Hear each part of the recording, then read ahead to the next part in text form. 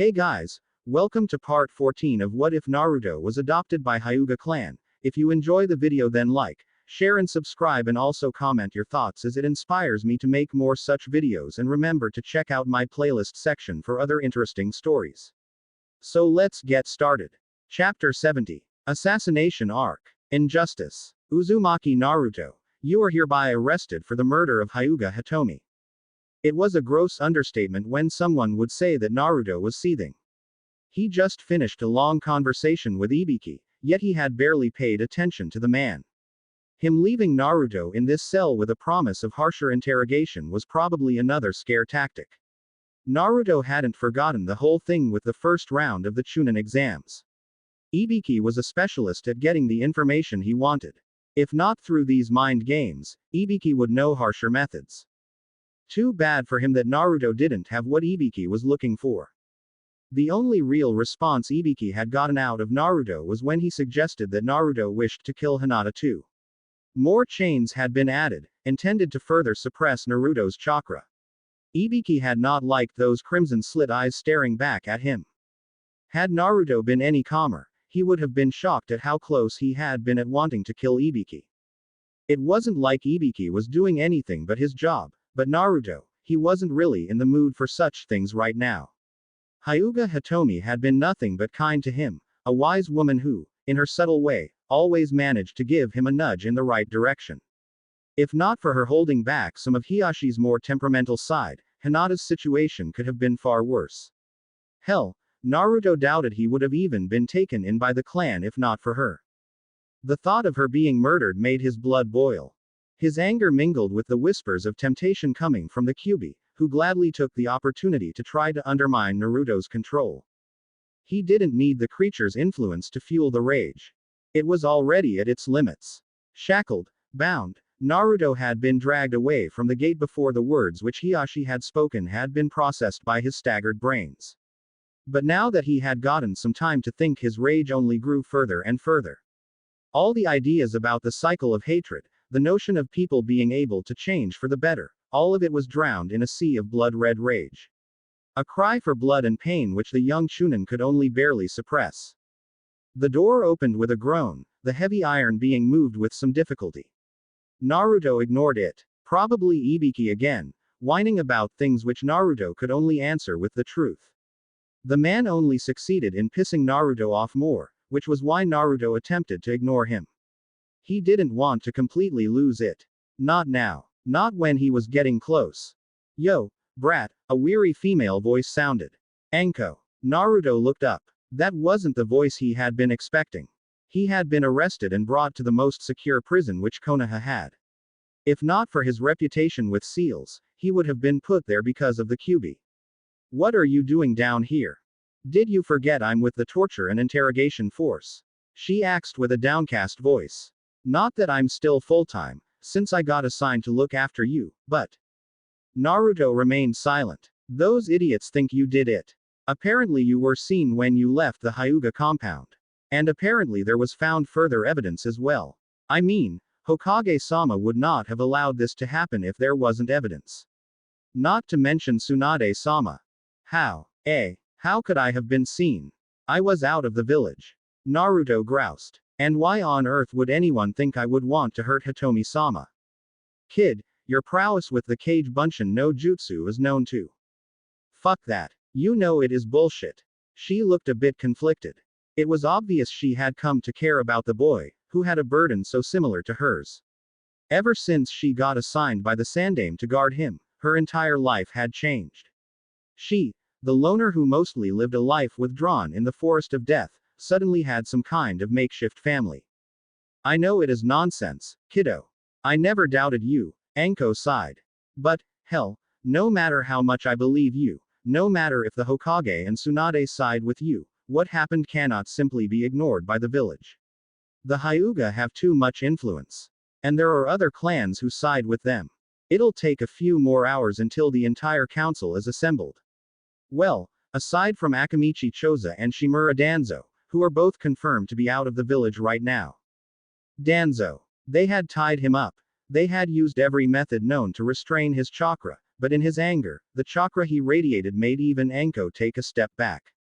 Naruto glared at the snake mistress, and seemingly calmed.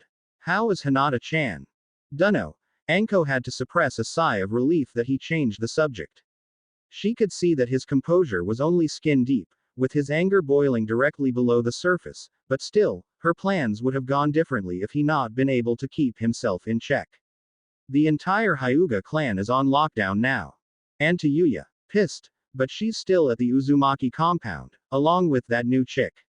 The latter is possibly even worse than to Yuya, because her, Naruto-sama, is in danger. I never thought you had it for elder women, kiddo. I'm kinda insulted you never made a move at me. Quote. Come on, can't you even take a joke anymore? She tried, very much aware that her attempt had been rather half-hearted. The Uzumaki ignored her attempt. Do you think I let that rude guy go without precautions? Naruto's blue eyes were icily cold, hints of crimson starting to spread through them as he spoke. Do you honestly think I threatened a guy like Danzo without having a plan? Uzumaki Naruto, you are hereby arrested for the murder of Hyuga Hitomi. If there had ever been such a thing as a proverbial dagger to pierce one's heart, it had been that sentence. She couldn't believe it. Refused to believe it. Not Naruto. Not her mother. Naruto would never do such a thing. But her father had not been willing to listen. And when she broke down in tears, he had ordered her to go home. When she refused that, he had ordered Neji to lock her up in her bedroom. Neji and 2 more branch members guarded the doors, refusing to let her out. Neji apologized, but urged her that it was better for her to remain here. Safer. Not that she cared about her own safety now. She wanted to see Naruto. She wanted to convince her father to stop this madness. Naruto wouldn't do this. Never. Sure, she knew that Naruto could kill people if he deemed it necessary, but not Hitomi. Hyuga Hitomi was one of the people whom he respected very much. In a nearly catatonic state, Hinata hadn't even been able to cry.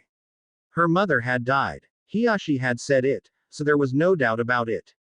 Hiyashi wouldn't lie about something like this. She had seen it. He had been completely convinced that Naruto had done it. And yet, when Naruto was dragged away, Hinata had seen his face. Naruto didn't know anything about this. His surprise was genuine. Shortly after she got imprisoned, Hyuga Hanabi broke into her room. The men who had stood guard were on their knees. Hanabi had shortly invoked their caged bird seals the moment they had tried to deny her to enter Hinata's room. The little girl hadn't said a word.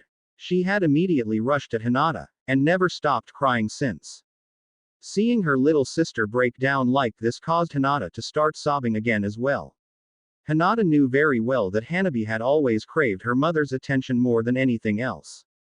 Hiyashi had mostly focused on Hanabi, after he had reached the conclusion that Hinata was too weak to deserve his full attention in her training in the Juken. But their mother had always been the one who had seen Hinata's potential. As Hiyashi drew more to Hanabi, Hitomi did the same to Hinata.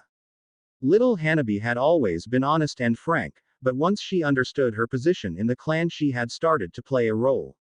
Hitomi had once voiced her regret in that regard, that Hanabi was hiding her true personality. But Hanabi had done it to gain approval. It had worked for Hiyashi, but never for Hitomi, who saw right through the facade. And now she was dead. Hinata couldn't imagine how her 7-year-old little sister would feel. The person she looked up to most had suddenly been torn out of her life, before she had even gotten her approval. Or at least, so she thought. Hinata knew better, but she couldn't get through to Hanabi right now. Once she could, she'd tell her. She'd tell her that Hitomi had never disapproved of Hanabi. She didn't know how long it had been until Hanabi had fallen asleep. Hinata had put her in her bed. They would share their bed, just like when Hanabi was younger and had sought her safety with her elder sister. Lying next to her, Hinata couldn't get herself to sleep. The entire situation was too unreal. She couldn't fathom it. She didn't want to, either. Hey, she heard someone whisper at a dead tone of voice. Hinata-chan. That got her moving. Careful to not wake Hanabi, Hinata slid out of bed. Although she quickly found that her little sister was fast asleep. Knocked out by the sheer emotional exhaustion. I'm a clone, sorry, Naruto, apologized, still with that awfully empty voice. She chalked something unintelligible and threw herself at him, once again crying her eyes out. Some vague thought in the back of her head remarked that it was shameful to do this again. First it was because she had killed, and because her mother had been. Once she calmed down a bit, Naruto explained how he had been the only one of the clones that had carried the injured Kiba, and had managed to escape. One of his brethren had been smart enough to quickly create an extra clone, allowing him, the clone who had the largest amount of chakra left, to get away without being noticed amidst the confusion. Still, sneaking into the compound while using his stealth seal had left him nearly drained of his chakra. If not for Neji, he would not have been able to make it into the room. I wanted to say that I didn't, I was framed. I didn't do it, he hesitated. Not knowing the right words to express himself. I know how much you care about Hitomi-sama, I would never have done something to hurt you like that. Hitomi-sama was a good person. Who didn't? I can't bear the thought that you would think that I killed Hitomi-sama. You must be angry, but please. I know you didn't do it, Hinata stammered, her teary eyes looking up at him. Not you. You would never do such a thing, but please don't do something reckless. She had heard the undercurrent of rage in his voice. He was sad, very sad, but at the same time he was suppressing his anger. I can't do nothing, I'll make them pay, he promised. I swear it. I swear I will destroy the person who is responsible for this. Naruto-kun, please, don't, mother is dead. She had to force the words out of her throat, as if saying it out loud only made her hurt worse. As if saying it made it somehow more real than before. But I can't lose you too. Don't leave me, please. I won't, Naruto promised her. But, you are the one who should be careful. Why? There are people within the clan who, they might be responsible for what happened. And if they were, they might target you too, Naruto admitted his worries. Fortunately, Neji also realized this. And with Hanabi being there as well, it seemed unlikely that anyone would try anything right now. But, someone from the Hyuga clan. Why? The same accursed reasons as always, Naruto said darkly. Stay safe. I'll try to. Please, Hinata hugged him, preventing him from moving away. Please don't go. I need you. Hinata-chan, Naruto grimaced. You shouldn't. He swallowed his fears, even resisting the urge to pop himself. But it would not be fair. He knew he had to do this, for her sake, regardless of the pain it caused him. Naruto-kun. I'm not worthy, Hinata-chan. I shouldn't. You shouldn't. It isn't safe. I don't want you to be hurt, not because of me.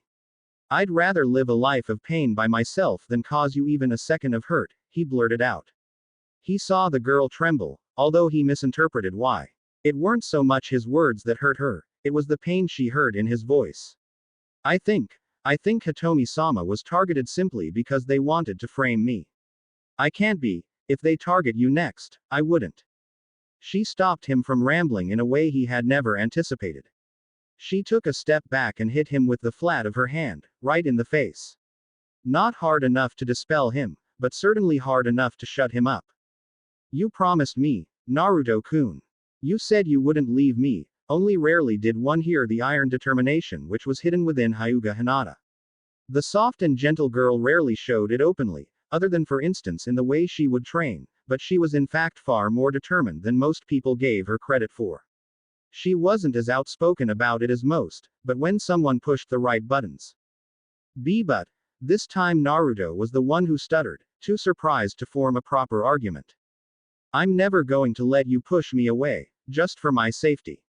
I refuse, she slapped him again. And don't you ever dare to say that you caused my mother's death. What? Those monsters, they did it, not you. Hinata-chan, you. No. She grabbed him by the front of his flak jacket, willing herself not to cry. Her emotions were fluctuating too wildly to keep her composure, like would have been expected of the heiress. Not that Naruto ever saw her in that narrow-minded way. If you don't want to hurt me, then you cannot push me away. I know I'm weak, but I'll get stronger. I will get strong so that I can fight alongside you. I will get strong so that I can defend myself. But, or do you think I'm too weak? What? No. But the people who. You gave your word, Naruto-kun. And you said you never go back on your word. Touché. Caught with his own words, Naruto could only nod dumbly. The first, and likely not the last, argument he lost. Promise me, she urged, more out of desperation than anger. One way or another, I'll always be there for you.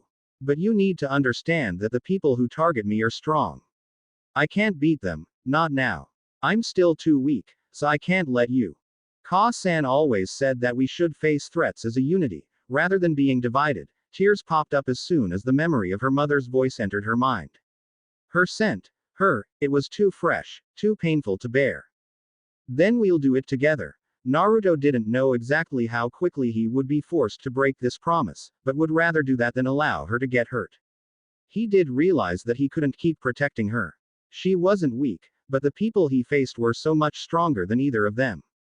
Naruto knew that it was very likely that there would come a time when he would have to sacrifice himself for her sake. I'll stay at your side, Hinata-chan, just as I promised, as long as my reserves last. Unaware of what his clone was experiencing, Naruto was pushed into the council room. A solid stone chair stood in the center, to which he was chained. Isn't this a bit excessive? He muttered, but Ibiki didn't respond in any way. The man was definitely not on Naruto's list of favorite people, not after another long conversation, just now. They were too afraid to send a Yamanaka into his mind, and physical torture had been forbidden until further notice as well, so Ibiki had tormented Naruto with words. Just as pointless as the first attempt, because Naruto still had nothing to hide. Well, nothing, he didn't hide what Ibiki wanted to know from him, let's keep it at that. The council has assembled to discuss the case of Uzumaki Naruto, the presumed murderer of Hyuga Hitomi, Mitokado Homura started. As you are all aware by now, the Godime Hokage is deemed unfit to decide this matter due to family ties. The first thing which Hiashi had done, on advice of his father Hideo, was to make sure Jiraiya was overruled by the council. And because Jiraiya was legally the godfather of Naruto, there had been sufficient legal grounds for all the clans to agree with this proposal. Even Jiraiya knew he had no choice but to agree, although he had to personally stop Tsunade from attempting to strangle Hiashi. As a consequence, Jiraiya had managed to convince her to stay out of the room this time. Her explosive temper would only worsen things for Naruto. That had been the sole reason he had convinced her. Tsunade had glared at him and had said only one word. Danzo. Jiraiya agreed. The entire case smelled of Danzo's vile odor. But what could he do about it right now? He had targeting most of his intelligence network at the man, hoping to get further evidence on the man as soon as possible. With only the corpses that Rado and Kurenai had brought, Jiraiya knew he would never win a lawsuit against Danzo. Likewise, Tayuya was not much a witness due to her severed ties with Otogaker, her being the former personal guard of Orochimaru, and one of the people involved in the attempt on the life of Sarutobi Hiruzen. An attempt which had more or less succeeded, considering how the poisoning had rendered the Sandaime Hokage in a terminal condition. I'm not a murderer, Naruto grunted. So leave that part out of this, ya old goat. The heads of the various clans were grown men and women, and yet they managed to sound like a class of midschoolers whose teacher just left the room. A cacophony of voices, until the counselor Udatane Kaharu managed to shout loud enough to get the room back to silence. You are the presumed killer of Hyuga Hitomi until proven otherwise, Kaharu glared at Naruto. Too much evidence has been found to rule out the possibility of a coincidence. I was miles from Konoha when it happened, so I'm curious to know what kind of evidence was planted, Naruto retorted sarcastically. Silence. We gave you a place to live as our honored guest, ensured you were educated properly, and how did you repay us? You killed my wife. Hiashi snapped. In all these years, none of the people in the council had seen the head of the Hyuga clan, always so cold and composed, show such an emotional outburst. A Hyuga isn't supposed to show her emotions like that, it is unbefitting for the heiress of the most powerful clan of Konoha.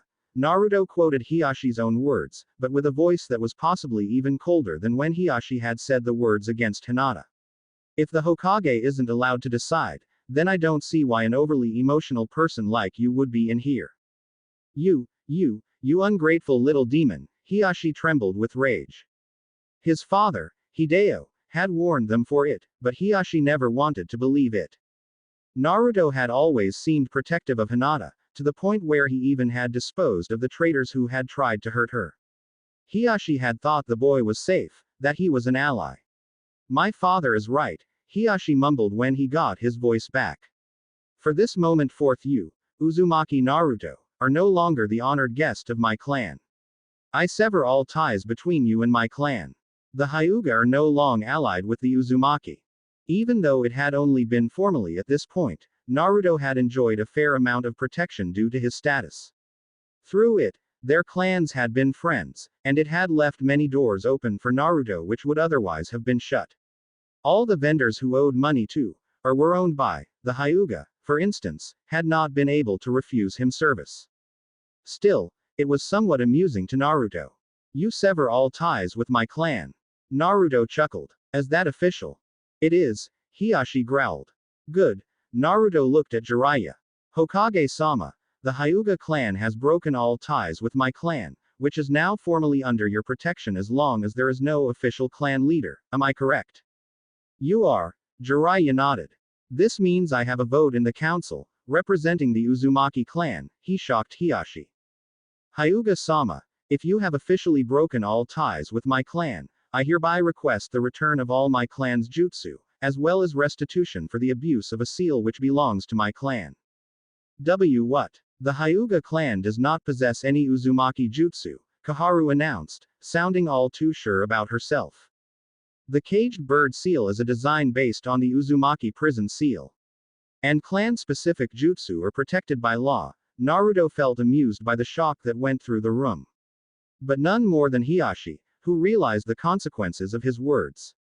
Theft of a jutsu from another clan of the same village is a grave crime, is it not? In his quest to remove those accursed seals and to free the branch of the Hyuga clan, Naruto had eventually uncovered that their Juinjutsu was based on an Uzumaki jutsu.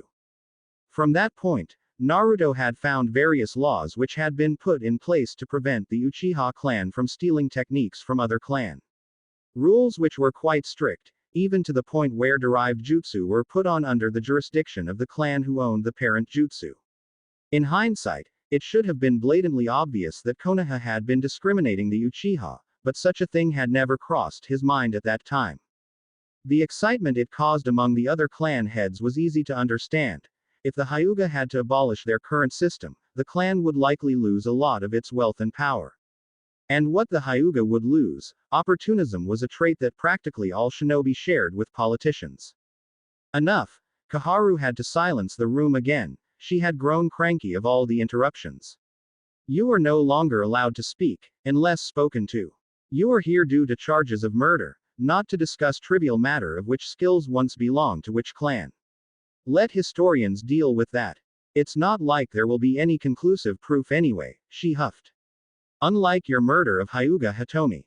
She was murdered with a specific jutsu which you are known to use as a signature move when you murder people, the grizzled and humorless Homura continued. Hyuga-sama was put to death by you flame-clad hands, but not before she managed to tear a piece off your shirt in the struggle that preceded the murder.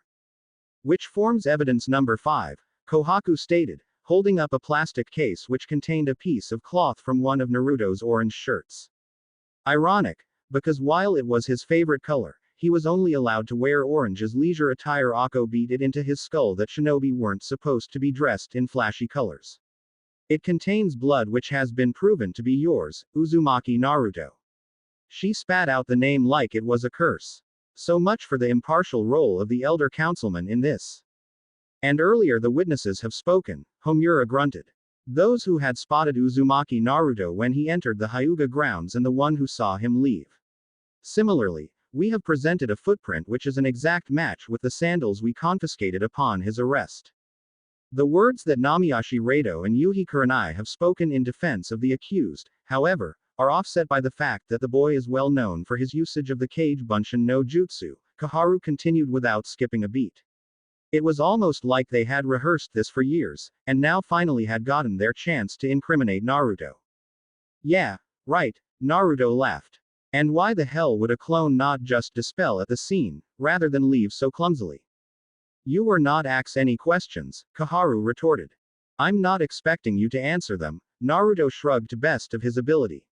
They had chained him down pretty well, he had to admit. You people really think that I would have been spotted. It isn't that hard to be invisible for a shinobi, but it is much harder to pull off such a thing while living amidst the Hyuga. And I don't intend to boast, but I am capable of such a thing. My Kiba once said such a thing. Inuzuka Sume nodded in agreement. He has a particular seal which hides him from all senses. According to Kiba, not even his pup Akamaru can smell him when he uses that jutsu. Right, and we're supposed to believe that that person would just flounder into the Hyuga estate, murder a woman he had only admiration for. And for what? What motive do you even think I have? Why don't you tell us? Shikaku narrowed his eyes. It seems you prepared your defense well enough. Newsflash. Being imprisoned is boring, and leaves one with little else to think about, the Uzumaki said with a voice dripping with sarcasm. Although it isn't hard to predict what my motive will be, according to you guys. The QB. As always, it is argued that I am a demon in disguise, a monster which should be locked away. Or sent to a certain councilman who is surprisingly absent, for emotional re-education. Jiraiya grimaced. The boy had been perfectly right. Danzo's absence was peculiar, but it was known that he had left the village 2 days ago for private business. Still, Kaharu had argued earlier that Danzo would be the best option to salvage this rampaging Jinchuriki. Those had been her exact words. Jiraiya had added several people to his shitlist today. They may have managed to overrule him today, but he would not forget about any of this. If need be, he'd even resort to accidents, if it meant to remove these puppets who refused to enjoy their retirement. Does that in any way make the assumption false? Shikaku frowned. You were dangerous imbalanced, not too long ago. Hiyashi Dono has also revealed that you have been connected to several other murders and disappearances within the Hyuga clan. All evidence is against you, your history is against you, and your current attitude isn't beneficial either. Two sides broke out in a heated argument, one which had clearly started long before Naruto was led into the room. On one end there were people who supported Naruto, like the Inuzuka and Sarutobi clans, and now Jiraiya on behalf of the Uzumaki clan as well, and on the other side there were those who wished to condemn Naruto for murder.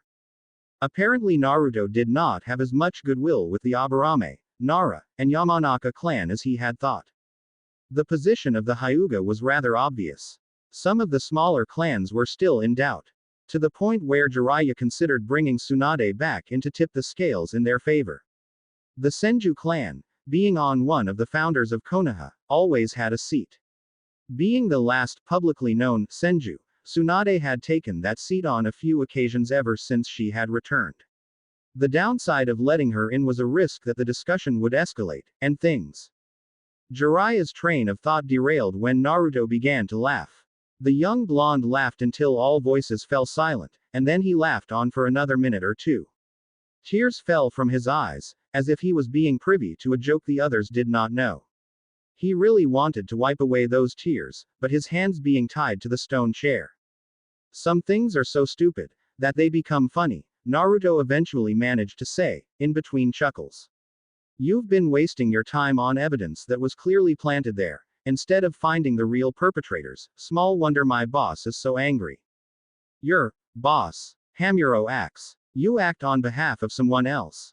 Gay. Of course I do, you daft old tart. Naruto gave one last taunting smile, flipping the elders off, before he vanished in a cloud of smoke. Quote, comma, quote. Quote, comma, quote. Was that a clone? Furious, the two elders turned to Ibiki, who was rendered speechless. I interrogated him for at least 2 hours. There was no sign at all that he was. Whatever Ibiki wanted to say was cut off. A wave of ominous chakra washed over Konohagakure. An evil chakra, filled with such malice that all felt like their throats were surrounded by the creature's teeth. A murderous intent which everyone in the room knew all too well, as it still haunted them in their nightmares. It had been a little over 13 years since it was last felt, but no one would ever forget the QB. I'm sorry Hinata-chan, the clone smiled at the Hyuga girl. It had taken quite some time, but she had stopped crying. Perhaps she simply did not have any tears left to shed, he didn't know. He felt her pain, still as sharp and unbearable as before. I'm out of time.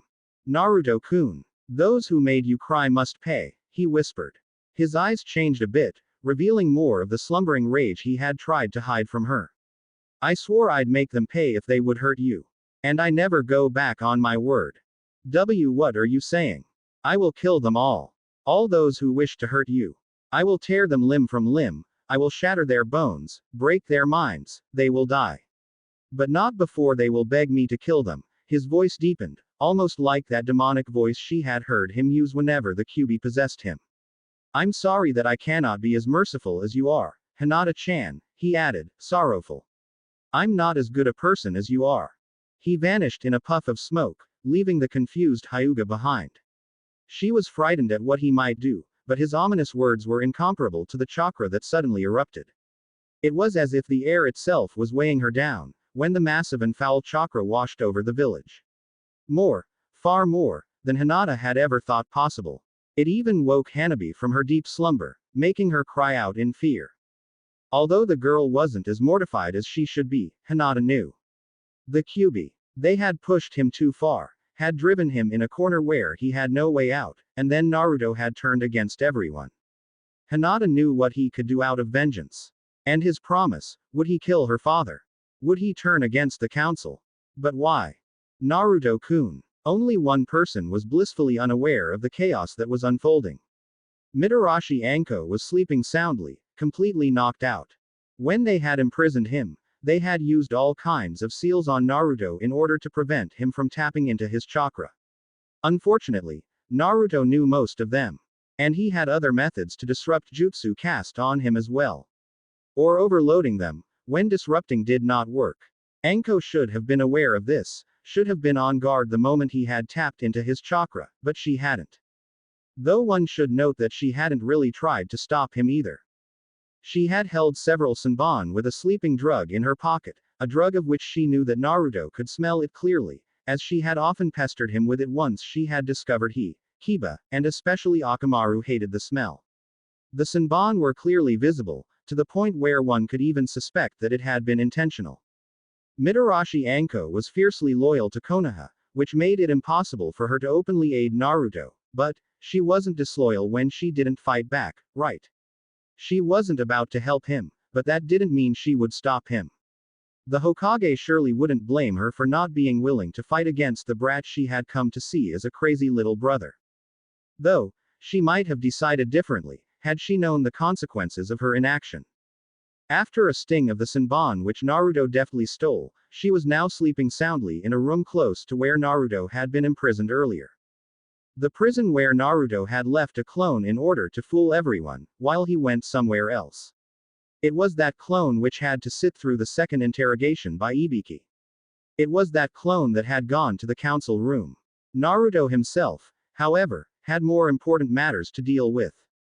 He knew that one of the clones which had carried Kiba had survived the welcoming party, and that it would seek out Hinata. He had to warn her, and strongly desired to see her. He would have gone to her himself, if not, he had to go somewhere else. Knowing the risks of what he was about to do, he didn't want to go there without having had the chance to apologize to her. But he left that to the clone. For Hitomi, for Hinata, Naruto would not stop until he had exacted vengeance, even if it meant tearing the village apart. Woe to those who were guilty of that horrendous act. He would not rest until they had all perished. No matter the cost. No matter the consequences. No hesitation. No mercy. These monsters had to be purged from the village. The Kyuubi cried for blood. And Naruto listened. Bonus. The second date. I found the perfect employee, Anko smiled. Fuka. Rado already knew she was going to offer her a job. To see her agree, even thought that had not been Rado's order, was somewhat surprising. He had more or less expected that she would decline, not liking the prospect of working in such a shop. While selling lingerie was, in fact, no different from selling regular clothes. Only more intimate. That Sarutobi kid is becoming a pain in the ass, though. You shouldn't have abused him in such a way. Making a child his age perform such a lecherous jutsu, and then exploiting him and Naruto as models for your products, Rado sighed. It should have been illegal, you know. I'm pretty sure it is, in fact. There's got to be some law against it. Besides, it's starting to get difficult not to laugh every time I hear a guy ask who those two gorgeous models are. Not that anyone is going to believe that the most talked about models are in fact two boys. Oh yes, the brat is going to be so mad once he hears of this, Anko smiled sweetly. But before that happens, we've got plenty of time to build up this business. Rado frowned. I'm sticking to my sake. In fact, these last months I haven't been able to spend as much on the marked man as I would have liked. The production is falling behind. A good girlfriend gobbles up a lot of her man's time, Anko smirked. And you're going with me tomorrow at noon. Do I get a say in it? Of course not, who do you think I am? And we made fun of Shikaku for being so whipped. But at least Anko was first to declare us as a couple. Still, it feels like she's restraining herself. I wonder if I'm doing something wrong, Rado sighed. Genma used to make fun of him, so Rado figured that he had to be doing something wrong. But what? What a bad mood. Anko popped up, in the same clothing as usual. Or rather, lack of clothing. Not that he minded the open overcoat and the tight mesh bodysuit. Oi, eyes up here, she smirked. You call yourself my girlfriend and yet you don't want my eyes to be drawn downwards. What's this? Anko faked surprise, her hand in front of her mouth. Namiyashi Rado is attempting to be humorous. What's the plan? Rado sighed. Why did you give up already? Who said I had given up? I'm just waiting until you've got your guard down. In spite of herself, Anko blushed. Okay, that sounded wrong, Rado gulped. But what the hell? It's not a complete lie. What got into you, though? He wondered when he saw her bursting out in laughter. Chan said I should take it slow and careful, she chuckled. And here you are, making the infamous snake whore blush with your awkward insinuations. Don't you ever call yourself like that, he narrowed his eyes. She could feel how pissed off he was, and put up her hands in surrender. Good. You're better than that, so don't ever bring yourself down like that. We both know that you are nothing like that, he grumbled. And you're every bit as grumpy and serious as people say, she joked, overjoyed to, once more, see that he really cared about her, and not about how she was rumored to be. Come on, she grabbed his hand and dragged him along. It's our second date, isn't it? What? Where are we going? To the forest, of course, she nodded towards training ground 44. A cozy picnic. Just the two of us. You know, Chan said that I had to take it slowly, but because this is our second date I might just let my guard down. Chapter 71. Purge. You are too lenient. Can't you come with something new, Danzo? The weary reply came. He is the Jinchuriki of Konohagakure, Hiruzen. Allowing the Hyuga to take control of. You think the Hyuga control Naruto? Sarutobi Hiruzen smiled as if Danzo just made a good joke. You are sorely mistaken, Danzo. That child, his generation will soon rise up to take their rightful places in this village, and he more than any of the others holds the key to the future. He is a weapon. And that is why you fail to see, Danzo, how brightly the will of fire burns. Even after all these years you still haven't truly understood the teachings of Tobirama-sensei. Damn, I really feel guilty for doing this to Anko. I do hope Hokage won't be too harsh on her. Naruto wasn't really feeling all too happy about knocking out a woman who had actually grown on him. She was chaos incarnate, with sadistic tendencies which could, almost, giving the QB a run for its proverbial money. And yet he did this to her, knowing that people already disliked her due to her past as Orochimaru's student and test subject. Cycle of hatred. All these people only contribute to it, how does Hokage intend to end it? He muttered to himself. He ignored the whining voice in the back of his head that told him that he too contributed to the cycle. They hurt Hinata-chan. Screw the cycle. Do you even know for sure that it is Danzo who orchestrated this? Was something which Anko had asked him. The question created only a marginal amount of doubt in his head. It has to be Danzo. That root guy said a second team was on the move. It all fits perfectly. I'm sure that old bastard will show up with his smug face, suggesting to the council that I have to be handed to him for emotional training. Naruto shook his head. It's all so damn obvious. Too obvious. The other clans should be able to see it, right? Or are they all too blinded by me being a Jinchuriki? Naruto sure hoped that they didn't try to torture the clone that he had left behind in jail. If they found out that he had broken out, they would all get in his way. He couldn't have that. I'm not going to stop. Not this time. Danzo has to be eradicated. He and his group only spread pain. Naruto scowled. I don't even care that much about getting imprisoned. What happened to Hitomi-sama is what is important. He crossed the line. Besides, whatever evidence I might find in Danzo's hideout would only plead in his favor. And if he found nothing, well, he don't care too much about what would happen afterwards. He was too angry to think about the consequences. All consequences but one. I just hope she'll believe me, Naruto muttered with sadness burning in his heart. I didn't do it. I'd never hurt Hitomi-sama. No, she knows. She has to. She's wiser than I am. I have to believe that. He created clones. For Hinata-chan. For Hinata-chan. Naruto bumped fists with them, before they each disappeared in their separate directions. The hunt had begun. You seem quite restless. The entity which currently called itself Uzumaki Ryota calmly walked towards the cage in which the nine-tailed demon was held. Naruto's rage affected his inner world, making it rather impossible to be outside. So Ryota had walked down the spiraling staircase within the temple to visit the only other inhabitant of this otherwise empty world.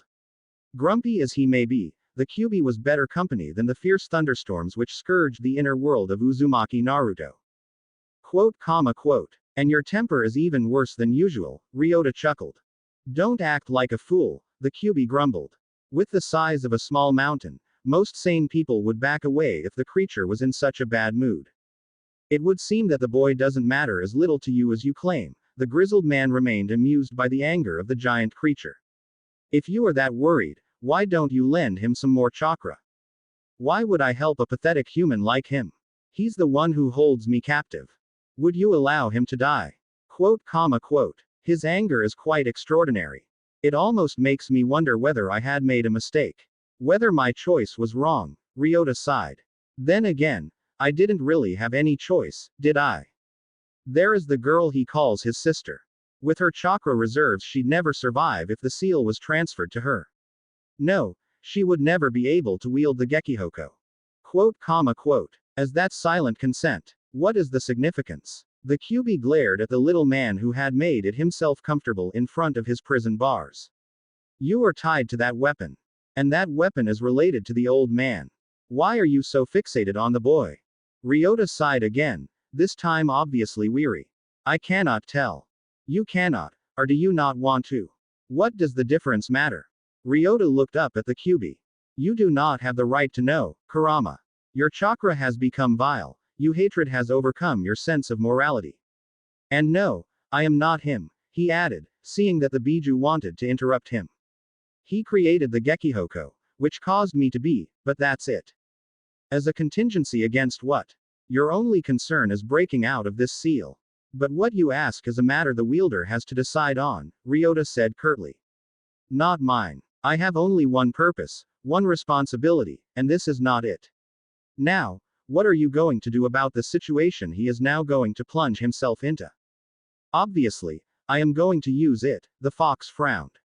The brat might be tolerable, but he still is a prison. How would you like to die, Kurama? Die. Kurama blinked. I cannot die. You should know that I can't. You were born, so you can die. All things can perish, Ryota shrugged. The choice is yours. Aid the boy by keeping him alive, or risk death. Unless you can somehow manage to find another powerful and cooperative Uzumaki, that is. But I leave the choice to you. Uzumaki Ryota stood up and walked away, leaving the Kyuubi to ponder about his words. The very fact that the man knew his name was worrisome. No mortal knew that name. He had not shared it with anyone in centuries. Of the living things in this world, only his brothers and sisters knew. And they wouldn't speak about it, as they knew very well that their names were a gift, the only thing that bound them to their father, their creator, Otsutsuki Hagoromo. Ryota had claimed not to be the Rakuto Sennin himself, but it was obvious that he was somehow related. But how? Why? Contingency plan. Death. A Biju couldn't die, except the entity spawned by the Gekihoko, or otherwise by the seal that held the Gekihoko, hinted at knowing about his birth, so Kurama forced himself to consider the worst possible option, no matter how impossible it sounded. If that was their equivalent to birth, then death, to them, would mean they'd return to their source. Their power could not perish, Kurama was certain about that. But their individuality would. Joined together. In cohesion they'd lose individualism. Jubi. There were but few things in existence that the Kyuubi respected, never mind the number of things that he actually feared, but that thing was on the very top of that list. The progenitor of chakra, the origin of the curse that had hit mankind. At least, most of mankind. And a creature capable of destroying everything, even him. Vast as his powers may be, Kurama knew that the combined might of all 9 Biju into that one creature would make him look like a toddler next to a fully grown man. But how would this weapon be linked to all this? On his deathbed father sealed away the husk that was left after he created me and my brethren. If I am not mistaken, it was sealed into the moon. No one without the Rinnegan would be able to bring it back to the surface of the earth. But what if someone attained the Rinnegan? Is that what the warning is about? It frustrated him. Even after living for centuries, Kurama could still encounter problems which he couldn't solve. But if it was true, how many years has it been since I saw the Totsuka no Tsurugi? Sword of Totsuka, I knew it was passed down from one generation to the other. Is this Gekihoko similar, one of the mighty weapons which father created for his offspring? But this Gekihoko is bound to the Uzumaki, not the Senju or Uchiha. Why? The Uzumaki weren't his offspring. There was something about the Rinnegan that Kurama felt like he should know. But he couldn't remember what. There were only a select few moments that Kurama could not recall. Before Uzumaki Mito had sealed him, Kurama had no recollection of the things he had done during the time in which Madara had controlled him. And when he somehow torn out of the seal when Kushina gave birth, Kurama only realized he was freed when he was already in the middle of the village, trashing it, being attacked by those pesky humans. Regardless, while he remembered how Minato had approached him, Kurama couldn't remember the sealing itself. It was quite exasperating, but pondering about it right now seemed pointless. If Madara indeed had something to do with the Rinnegan, he would be too old to use it properly. But if it was true, might as well give the brat some of my chakra, and avoid that risk until I know more about the Gekihoko. Kurama scowled. Some carnage would be fun to see. Yes, I'm just doing this for my own amusement. Seeing him take out his anger would provide a good show.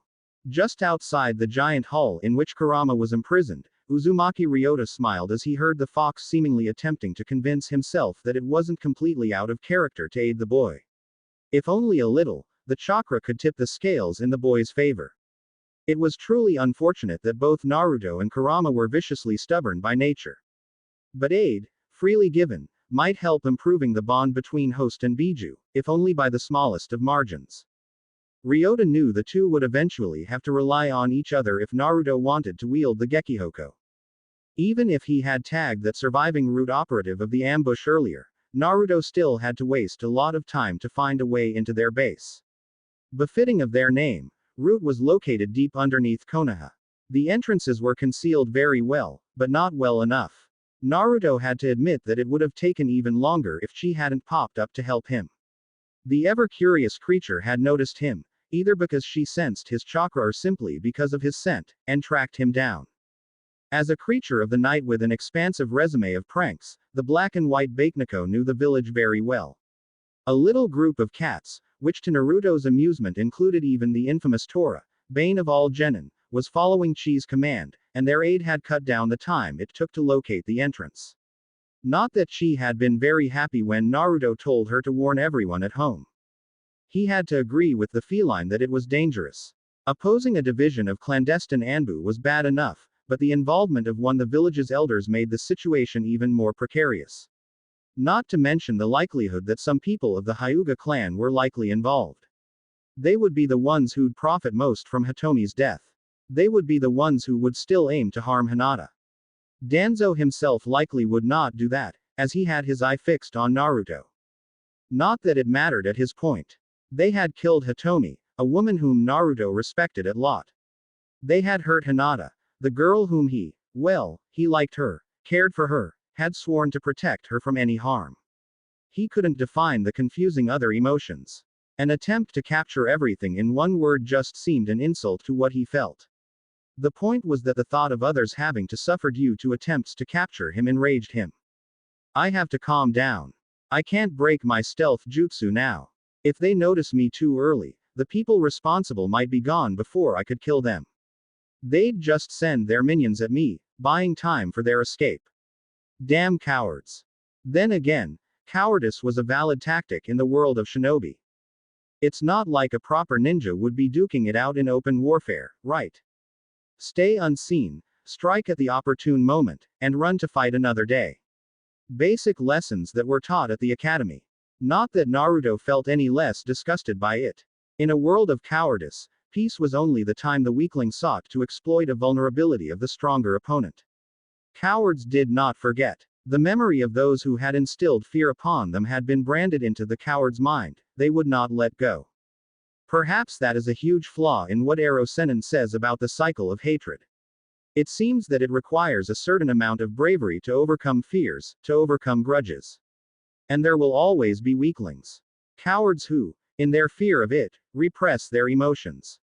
Cowards who treat others like their tools. Cowards who demand sacrifice, yet never sacrifice anything of themselves. Our world breeds cowardice, so perhaps Ero Sennin should start at the very fundament of it all. Yes, starting at the fundament was what Naruto would do. The root had to be removed. He stalked through the hallways, searching for his prey with as much patience as he could muster, remaining unseen, undetected. Not that he passed through without leaving seals, though. If things would turn out to go wrong, Naruto did want to have a backup plan.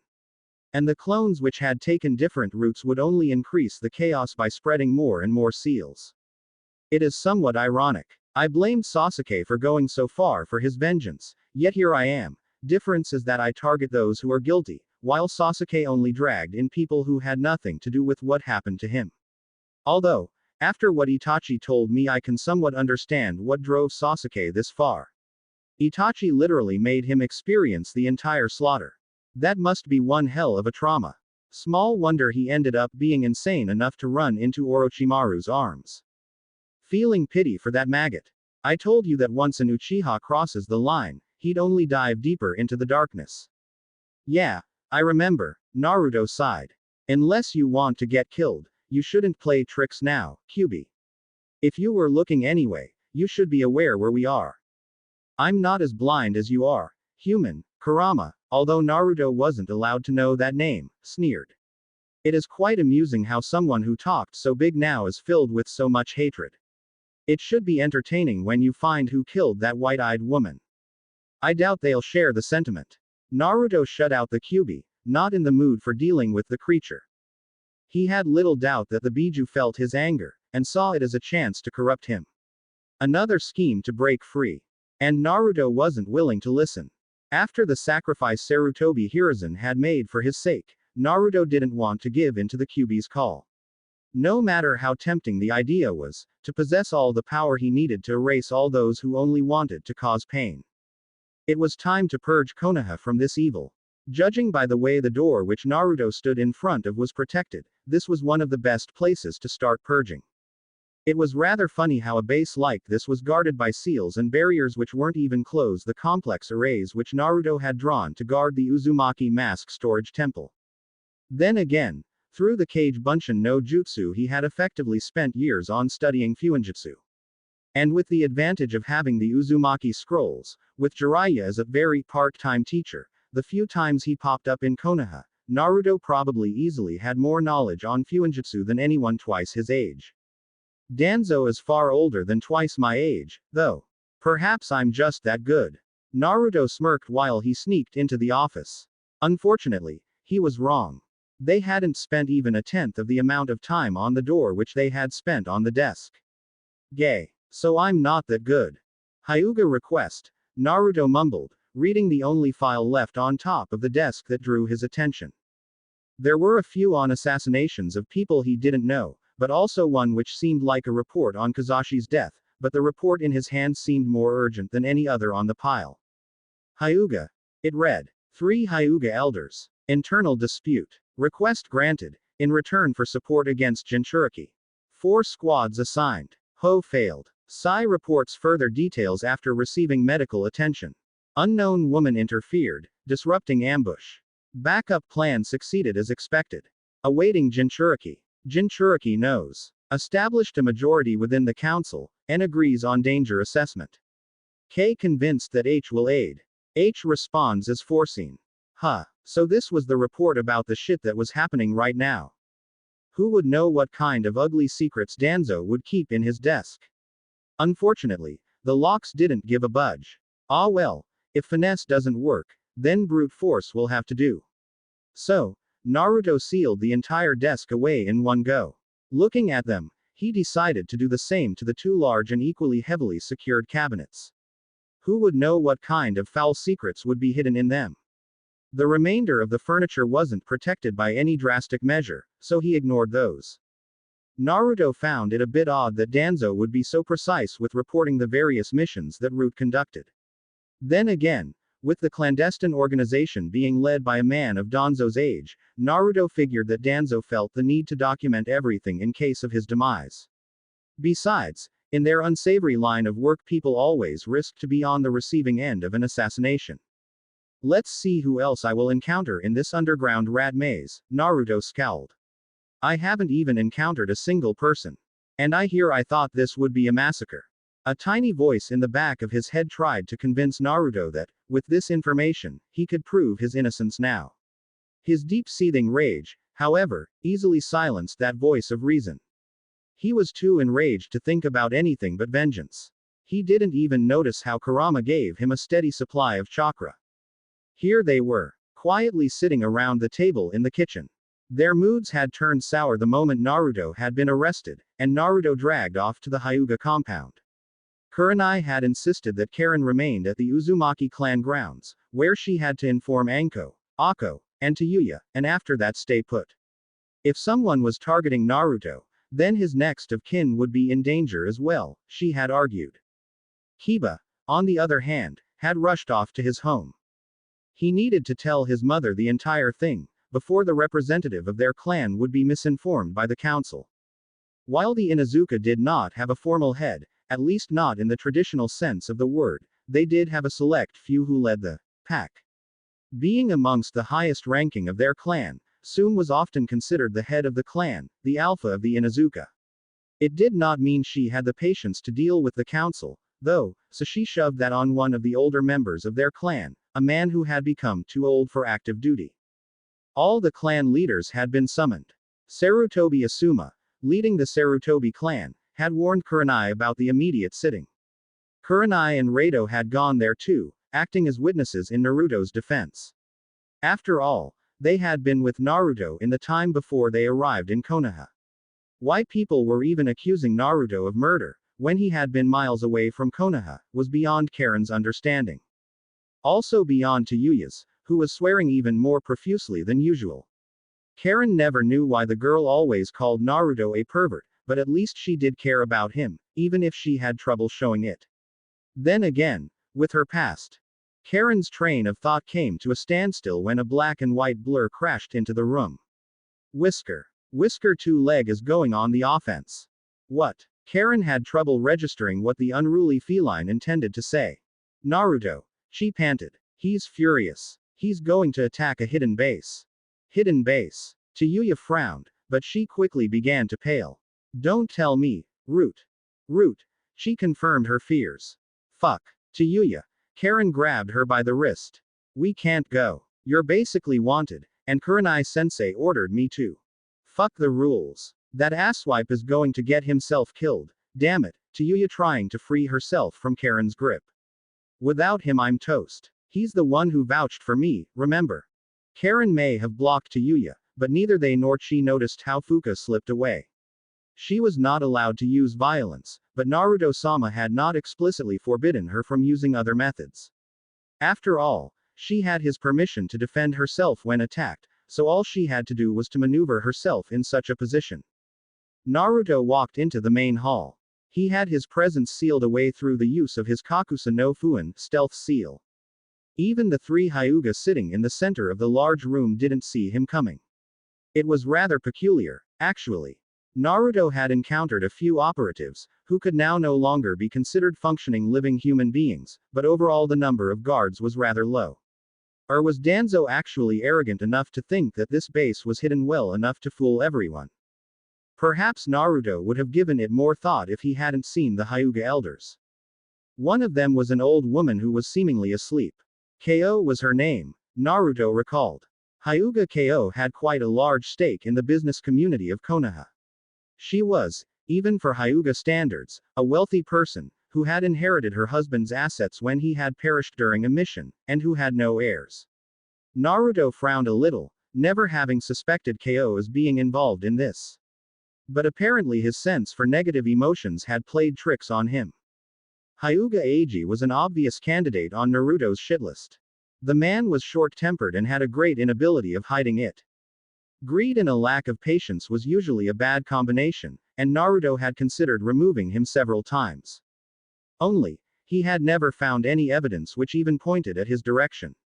Not in the cases of the attempts on Hinata's life, at least.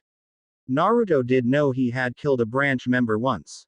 The poor teenager had been in love with Eiji's granddaughter.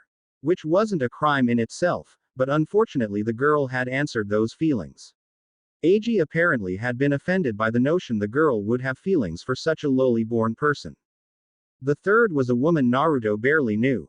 In these last years she spent less and less time in public, and it was rumored that her age was starting to affect her.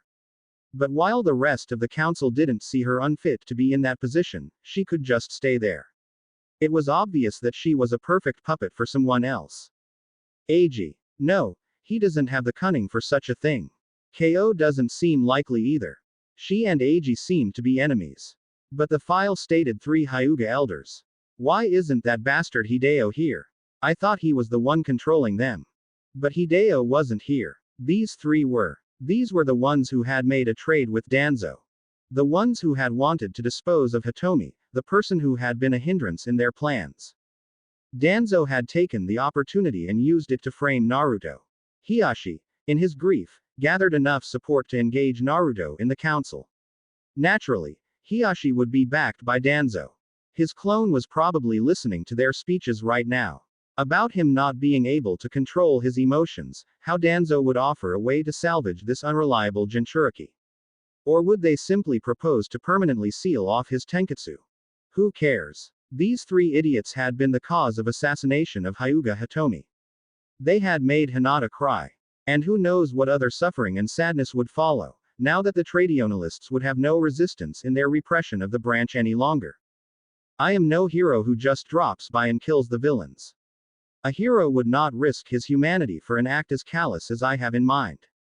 You 3 form a blight upon Konoha. Sparing your life would only cause further hatred. Be gone. At that last thought, Naruto threw 3 kunai. Clad in chakra, thrown with all the hatred coursing through his veins, the weapons pierced the heads of the 3 foolish elders. Although Ko was actually innocent, but Naruto did not know. How could he have foreseen the plan which Hideo and Danzo had set up? The murder of 1 Hyuga wasn't enough for you. Danzo stepped forth from the shadows. I am purging Konoha from their kind of filth. Naruto turned towards Danzo, not even surprised. It is amusing, though, you preach how emotions weaken a shinobi, and yet I sense so many negative emotions in you. I suppose you are the type who only sacrifices others. No, it would be disappointing if you were nothing more than a coward. Danzo scowled slightly at the insult, and made one movement with his hands. Naruto had felt the old man approach, and had been intending to dispose of the cripple right after removing the 3 Hyuga pests. What he had not been expecting, however, was the sudden appearance of a whole division of Root Anbu. They had not been in the village, like Naruto had thought earlier. No, they were lying in wait. Just like Hideo and Danzo had anticipated, Naruto had come. Sakura had told Danzo how Naruto was someone who would go to great lengths when his precious people were harmed, and Hideo had provided a lot of information on Naruto's actions within the clan. His stealth and tendency to assassinate those responsible for the attempts on Hinata's life had led them to believe that it would only be a matter of time until Naruto would seek out the elders. Knowing that it had been Root operatives who had attacked him earlier, Naruto would first seek them within this hidden base. Although the boy had been much earlier than Danzo had expected. As a testament to his skill, none of the operatives had spotted Naruto until he had killed the ones who were guarding this room. Hideo had made sure the elders had stayed in this hall, awaiting their deaths. In order to get rid of an annoying opponent within the clan council, Hideo had made sure Ko was there too. especially when it would be rather obvious that anyone within the Council of Five who wanted to alter the course of the clan would have at least two allies. Even Hideo didn't know how much his daughter-in-law had known, or how much the boy knew. Of course, Hideo himself had long left the facility, returning to the clan compound to give counsel to his son in these difficult times.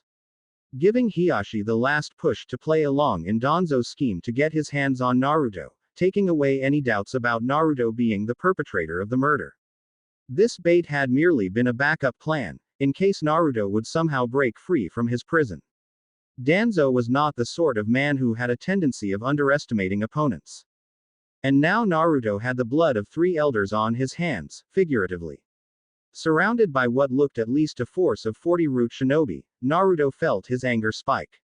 He hadn't felt them at all, just like those ambushers earlier. It seemed an eternity since they had been ambushed, since he had entered Konoha. Hiding behind your puppets. Naruto knew he had a bad habit of taunting his opponents. But against these numbers, he had to take the chance. Perhaps Danzo would be more prideful than he appeared, and would try to duel Naruto. Old shinobi often wallowed in their past glory, overestimating the remnants of their abilities and underestimating those of the youngsters. Unfortunately, Danzo was no such man. He only gave him a small mocking smile before issuing the order to attack. Kage Bunshin no Jutsu. Knowing there was no space for mistakes, Naruto held back nothing. Perhaps it was a suicidal strategy to use so much chakra, but with this many opponents, how could I have failed to notice them? Even if I can't sense these emotionless freaks the usual way, I should have heard them. I should have smelled them, seen them. As his clones rushed out, Naruto froze in his tracks at the realization that this was how Hitomi must have felt. Outnumbered, outmatched, and ambushed by people she didn't notice until it was too late. His eyes crimson, his pupils slit, Naruto only made minimal effort to dodge the root operative that lunged at him first.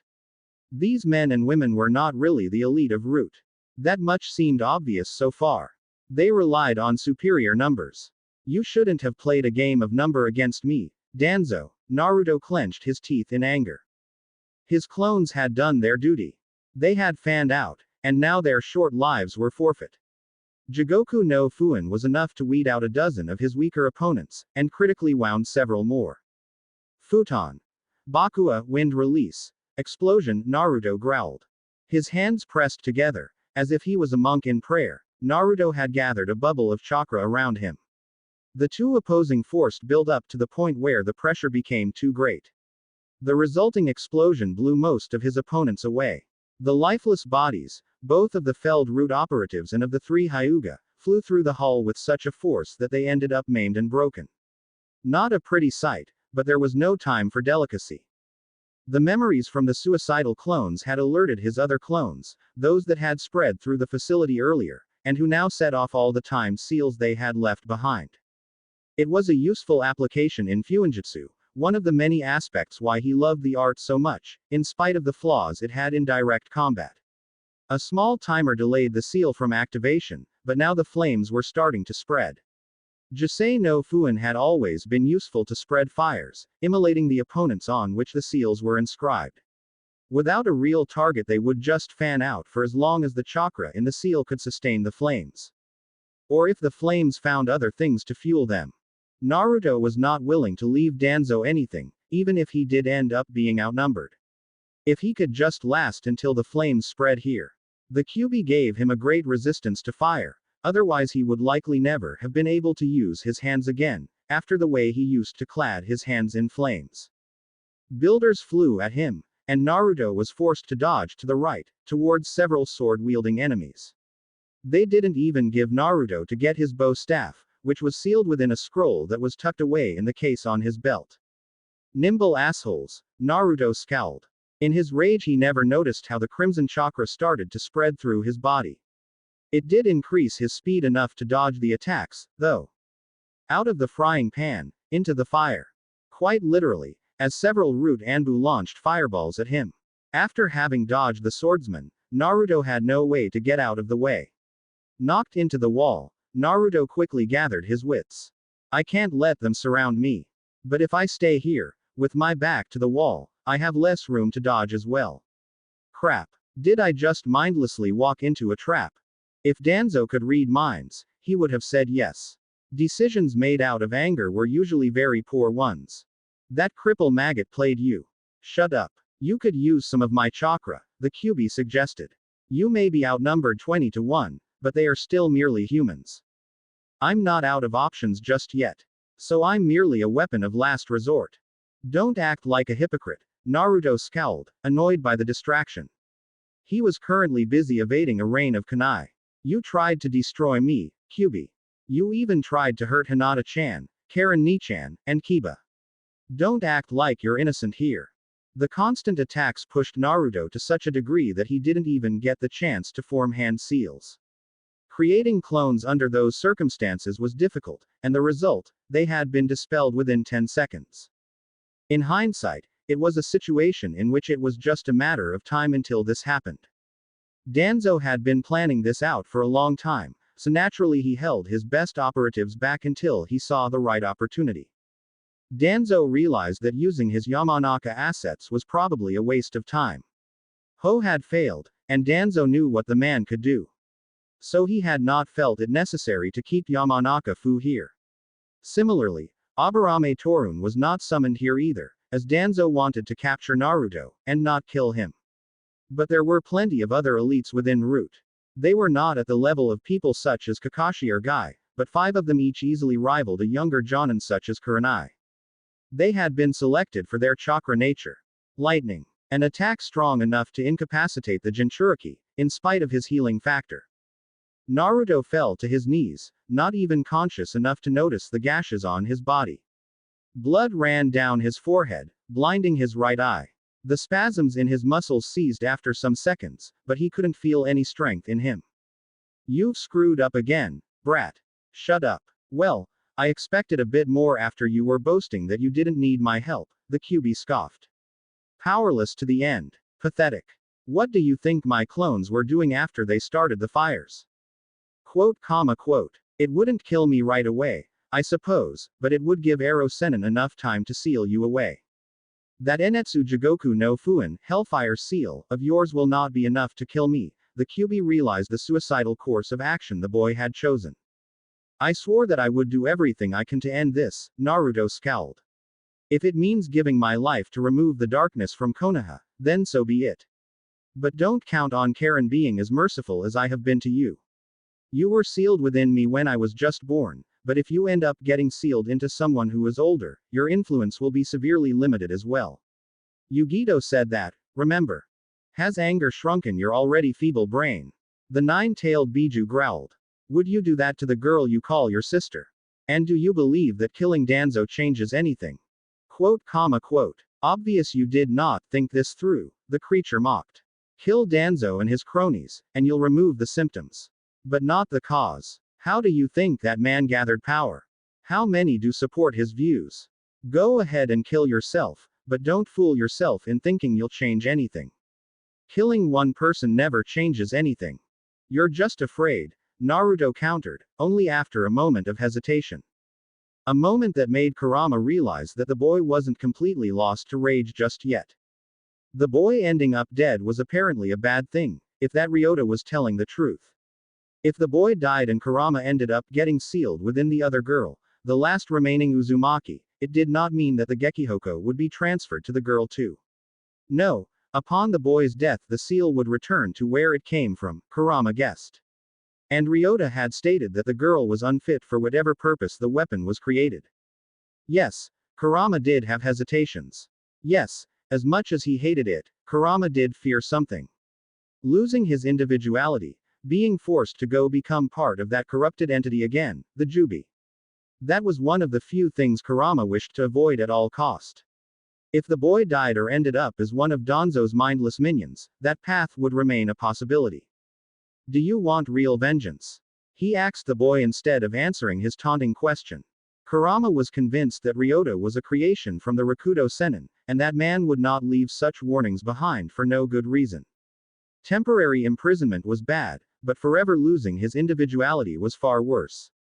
For Hitomi-sama, for Hinata-chan, yes, I will avenge them. Whatever the cost. Then you should cooperate instead of stubbornly refuse my power. I thought you had that ridiculous nindo of never going back on your word. A small part of his brains registered that the view of his right eye was blocked somehow. Pain, however, the prevalent sensation right now. Every limb felt like it was pierced by 1,000 senbon. Not unlike the time Anko had thought it would be good to train him how to dodge projectiles. Although the current situation was far worse. He sat on his knees, realizing that he was panting. Someone grabbed him by the hair, forcing to look up. The weird thing was that the face he looked at was familiar, yet completely different from what he was used to. Without the bandages, with his Mangekyo Sharingan unveiled, Shimura Danzo looked nothing like the cripple old war hawk which Naruto had took him for. Weakness had merely been an act. The pattern in the crimson eye started spinning, staring intently at Naruto. Koto Amatsukami. Foreign chakra entered his body. Naruto could feel it slip into his eye. It being an ocular power like any other Sharingan, required of its victim that it had to be seen. Thoughts entered Naruto's mind. Memories of Danzo, of how the man had been there ever since his childhood. How the man had freed him from the orphanages. How Danzo had trained him, offered him sanctuary. How Danzo had given him purpose. An entire life unfolded before him, a life of which he somehow knew that it was fake. He knew it wasn't Danzo who had taught him. It had been Haruki who did that. It wasn't Danzo who had rescued him from the orphanages, it was Hinata. She had been amongst the ones who had given him purpose. She, Jiraiya, Haruki, Hiruzen, Karen, and all the others, his precious people. The foreign chakra increased in strength, undermining the doubts. Who were his precious people? Danzo had been there for him when no one else had been. He had made him strong, even when everyone in the village was weak and foolish. A second source of pain emerged. It combated the flow of chakra which entered his eyes. For some reason beyond his understanding, Naruto felt his right hand burn, as if it was put in boiling water. His eye burned. A third source of chakra erupted, churning from pure rage, a madness which seemed to overtake his sanity. That chakra was powerless against the invader, even if it tried to help pushing it out. Slowly but surely the invading force was overpowering him. Uzumaki Naruto was becoming a nameless operative, most often addressed with the codename Q. He stood at the precipice, between Q and Naruto. Between a life of order and logic, and one of chaos and emotions. One life without pain, one life without love. A night of complete darkness, where Naruto had nothing to fear of the shadows he saw at day. It was tempting, so tempting, to end this pain by choosing Q. One voice said it was freedom. The other voice in his head said that it was cowardice. Q grew stronger, while Uzumaki Naruto. All he could see was the 4-point pinwheel pattern from his master's crimson eye. Sharingan. For some reason seeing the eye made something stir within him. In the onslaught of opposing sources of chakra this thing was fragile and weak. Regardless, it moved, closing in on the invading chakra. A taste of feathers returned from his memories, somehow triggered by the idea that, who had it been, that black-haired man? They had spoken about, something about a traitor. Yes, the man's little brother had been a traitor, someone whom Danzo-sama had wanted to get rid of. What had the elder brother done to him? Why was he calling the man Danzo-sama? The foreign chakra suddenly came to a halt. The force kept increasing, and Naruto felt blood run down his left eye. He was still blinded with his right, only seeing a blood-red haze. His left eye caused a pain that seemed to stretch to the center of his head. It felt as if something cracked. Something other than blood, some kind of gelatinous substance ran down his face, scorching his face as if the liquid was boiling. Pain forced him to buckle over. It made him scream in pain, as if it was the Kyuubi who was flaying his skin. Or that time deep in the Uzumaki shrine, when the seal had been burned into the skin of his right hand. The Gekihoko. The key to his clan's legacy. The source of chakra which he had to find. That which had kept his clan pure where all others had fallen, that was what he had called it. He knew where it was, deep down that temple, hidden by the mountain which they had shaped to hide it. But he didn't know what it was that he had to find. Nor did he know how to reach the island. Right now only the pain in his head mattered. It felt as if his socket was emptied and filled again. Was it the Kyuubi that healed the damage? Naruto didn't know. All he knew was that the excruciating foreign chakra suddenly disappeared. The pain gradually left his body, leaving only an endless exhaustion. His eye saw again, only a bit strangely.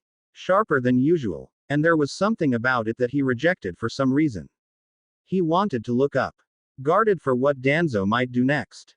Danzo with his Sharingan. Somehow something about his eye tried to change at that thought, but it caused a pain that pushed him beyond his human limits, and made him black out. And no violence unless you've got no other option left, had been her command. You're not going to be this sadistic when you're forced to fight. Those commands were absolute, as the genjutsu she was placed under compelled her to obey Naruto. And through him, she was forced to listen to Rato and Kurenai. Out of the frying pan and into the fire. Until the moment Naruto freed her from Zenchi's grasp, she had even forgotten who she had been. It was sheer luck that Uzumaki Naruto was a more lenient master. For one, he had not considered that she could maneuver herself in a dangerous position, where the threat would be grave enough for her to be freed of the restriction of non-violence. Fuka was someone who lived for the hunt. Stalking the land for prey, for men whose chakra she could suck dry, only for her to end up in a trap created by Zenchi, a noble who somehow noticed her prowess and aimed to recruit her for his own purposes. It had been years since she had last seen her role turn from hunter into hunted, but even if she managed to cripple Zenchi's forces, she still ended up being caught by that abominable genjutsu. No, bad as the situation was, she couldn't truly complain. Zenchi had basically forbidden her to be herself, even to the point where she had forgotten who she was all for his plan to obtain Konoha's Jinchuriki. At least the boy, even if she had, in her greed, targeted him, granted her more freedom. Of course, she was still forced to serve him, forced to follow his commands, but he wasn't as strict. Nor was he foolish enough to attempt to abuse his authority. One of Zenchi's men had done so, not realizing that Fuka's kisses were just as lethal as ever. And people wondered why she hated males. Sneaking out of the Uzumaki compound was something that was oddly difficult to her.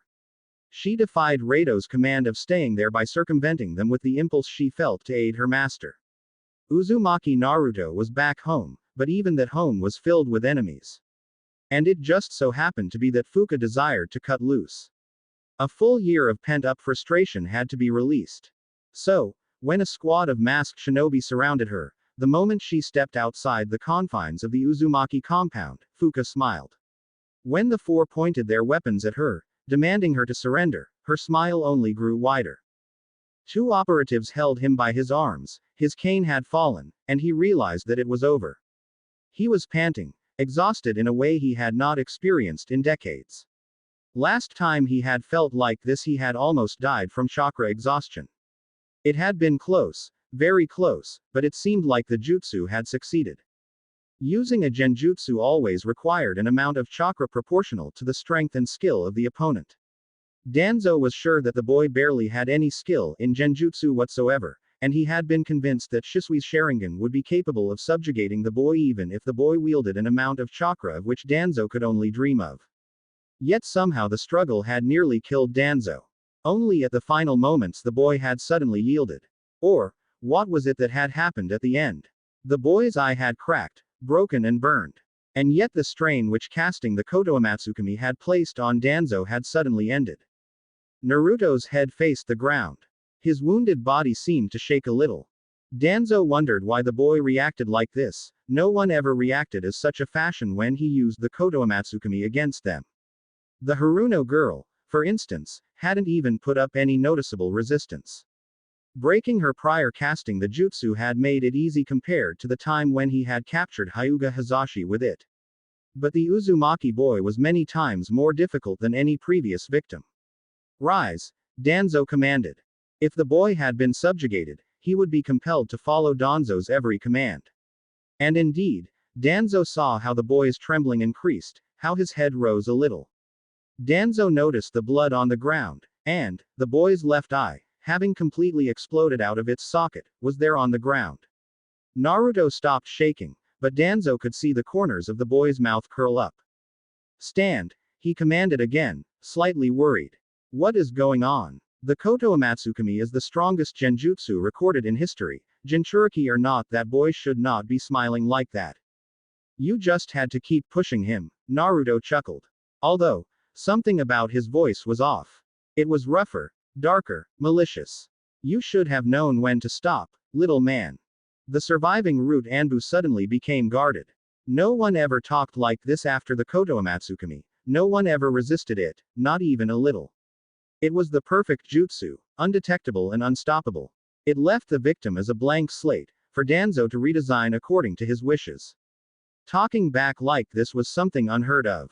Congratulations, Naruto continued, still with that oddly mocking tone of voice. He rose up, and slowly faced Danzo. Naruto's face was covered in blood. Rather than where Danzo had expected to see, the hole was left where his left eye had been. Danzo now looked into an eye with a black iris, black as the night, rather than the summer sky blue one which Naruto once had. You kept knocking at the gates of hell, you kept pushed him. You made him desperate enough, even hurting the vixen he desires as his mate. Thank you, little man. I will surely enjoy this little gift of yours. Naruto laughed, but his voice had lost all pretense of humanity. How many decades has it been since I felt freedom? He said maniacally. But thanks to you I can finally return all the hatred I have felt within this damnable village. All pretenses lost, the Kyuubi flooded the room with an oppressive vile chakra that forced the weak root Anbu back. Even Danzo felt like he was forced to the ground, as if the weight of the earth was resting on his shoulders, forcing him to kneel for something vastly superior. Whatever the cost, the boy said, the Kyuubi chuckled darkly. Before Danzo could move, before he could even comprehend how the boy had resisted his perfect illusion, Naruto lashed forward. Having done as Ryota acts, Kurama thought that it would be easier than the last time.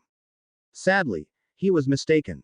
Summoning the Gekihoko easily cost 3 taels worth of chakra. Far less than the last time, but that had been shortly after Naruto had received the seal. The men and women of Root gasped when the Kyuubi in Naruto's flesh jammed the trident through Danzo's chest. The old man was surprised by the sudden creation of the weapon, but not too worried. He had his own contingencies. And arm full of Sharingan to use as fail-safes. The implants which Orochimaru had provided him had been very effective, as Danzo knew from the time he had tested them.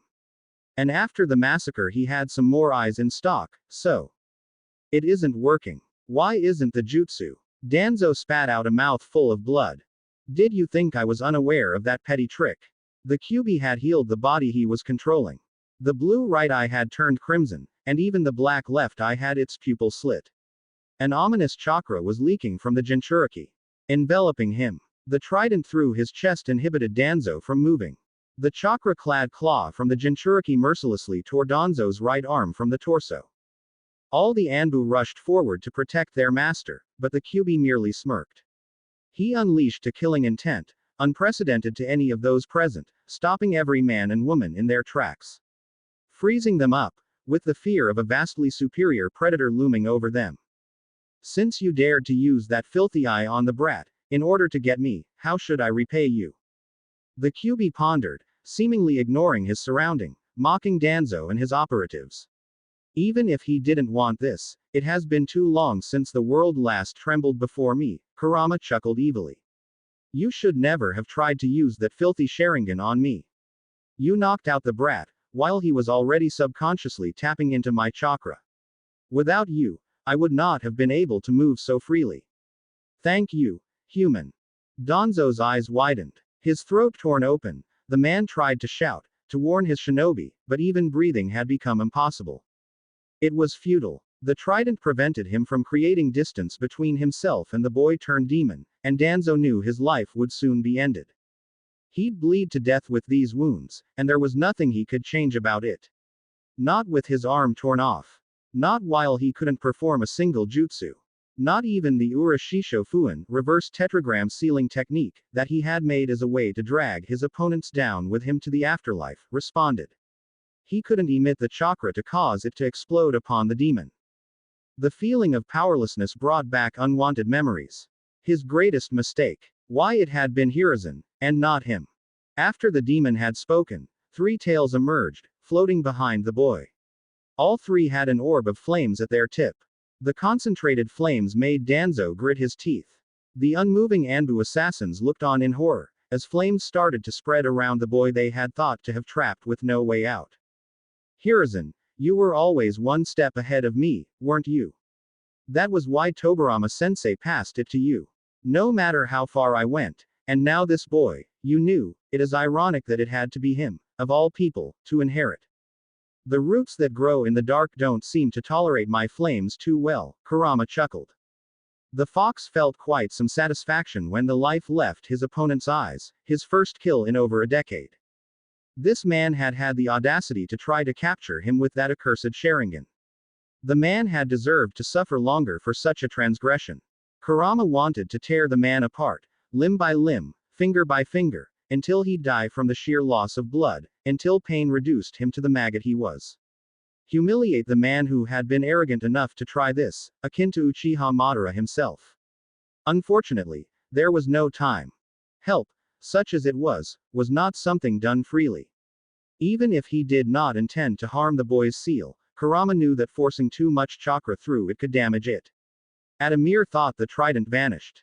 The Gekihoko was a consuming weapon to use, but the reward. Kurama knew all too well that the Sharingan was his Achilles heel.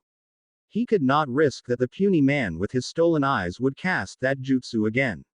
While he had no idea of the limitations of the eye, the jutsu had been far too strong to take risks. Hell, even Kurama didn't know what had happened to Naruto's left eye. There had been too many unknowns. The enormous amounts of chakra had created a strain that destroyed the eye, and then there suddenly had been a replacement. How? Was it something Ryota did? Or that Uchiha killing Uchiha? Kurama felt annoyed. Ah well, even if that Uchiha somehow gave the boy one of his clan's accursed eyes, it would never be awakened by the boy.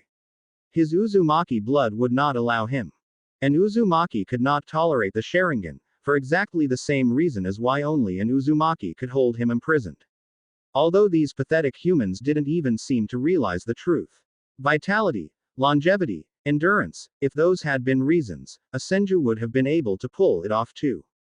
But the old ways had soon been lost in history. The unavoidable fate for these short-living Cretans, who had been in a state of war for most of the millennium he'd seen them. The fires cast by Naruto earlier were spreading rapidly. Kurama knew that the boy's clones had dispelled. The one at the girl's place only added to the boy's fury, while the one at the council meeting had seemed to enjoy pestering the deceived Hyuga.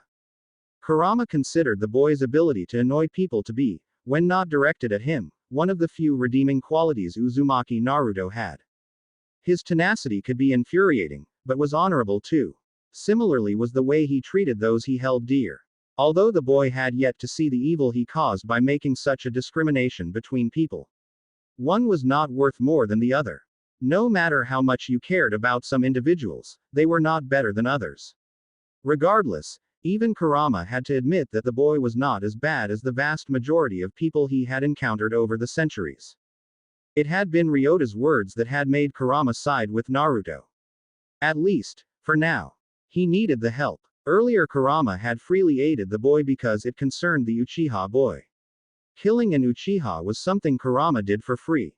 On the other hand, Danzo's underhanded methods had put Kurama into a rage which he hadn't felt since he had last seen Uchiha Madara. And now that he finally got a bit of freedom, why wouldn't he push things a little further? 1 tail, 2 tails, 3 tails, 4 tails. At a steady rate the chakra kept flowing through the seal. None of the root operatives stood a chance. Confused by the death of their leader, the one man who wasn't emotionally dead, the one man who still had the state of mind to lead an organization such as Root, upon his death none of the operatives knew what to do. What his plans had been. Only the 5 elites knew. Their leader had made many precautions, built several traps, in order to capture the boy. His reputation of unpredictability had preceded him. And the display during the Chunin exams. It would take everything the 5 had to lock down the hall. Then the seals would have to be activated. It was suicidal, they knew, as the seals would weaken them just as much. Once activated they would restrain the chakra of everyone in the hall. A rough measure, but highly effective against those who possessed much chakra. The greater their reserves, the greater the effect of the seals.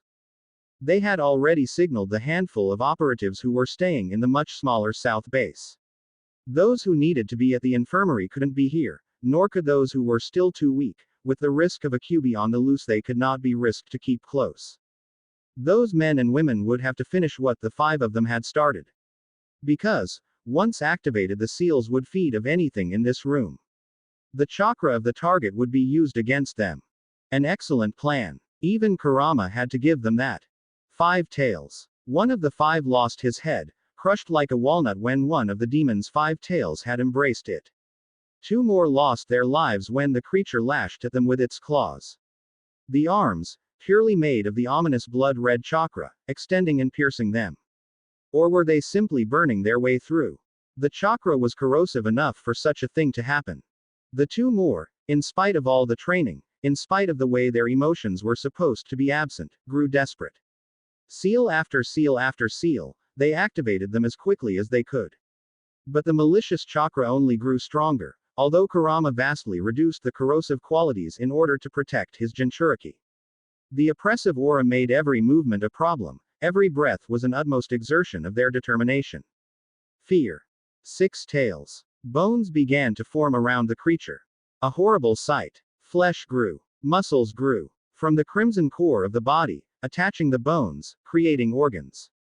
The 2 remaining operatives watched in horror as they witnessed the rebirth of the Kyubi no Yoko, the most powerful of all Biju. 7 tails. In the minutes that had passed since Danzo's demise, things had spiraled completely out of control. The sheer pressure of the chakra had become too much to endure. Flesh wrapped itself around the creature, leaving it skinless, naked, as if it had been flayed. It howled in a way that froze the blood of anyone, and the following pressure wave, no root operatives were left. 8 tails. The fires had spread through the underground facility. But the Kyubi didn't care. With no shortage of brute physical power, the creature clawed its way up. A ball of pure energy paved the way. No mere barrier of rock was going to stand in his way now. For today was a day of wrath. Bonus. Ranking the troublesome. It has been a tradition as old as the clan itself. The men of the Nara clan hold diaries in which they record their thoughts regarding those closest to them. These records are kept secret, hidden away in places where even their wives cannot find them. Because they would be the most troublesome force to deal with if the lists were ever leaked. The following is an excerpt of the list hidden by a young Nara named Shikamaru. Sarutobi Asuma. D rank. Highly capable as a shinobi, but as a teacher he seems to be rather clueless. Says that children are the most important inhabitants of a village, yet seems incapable of really interacting with them. Easy to manipulate, though. Mention Kurenai sensei and he's distracted. Although, I wish I did not hear him talk about how genjutsu can improve his nightly activities.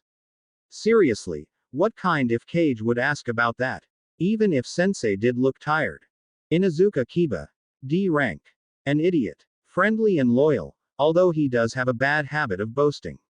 Seems whipped by his mother, his sister, and now Karen. Perhaps that's why he always tries to act like the alpha male. Like said. An idiot.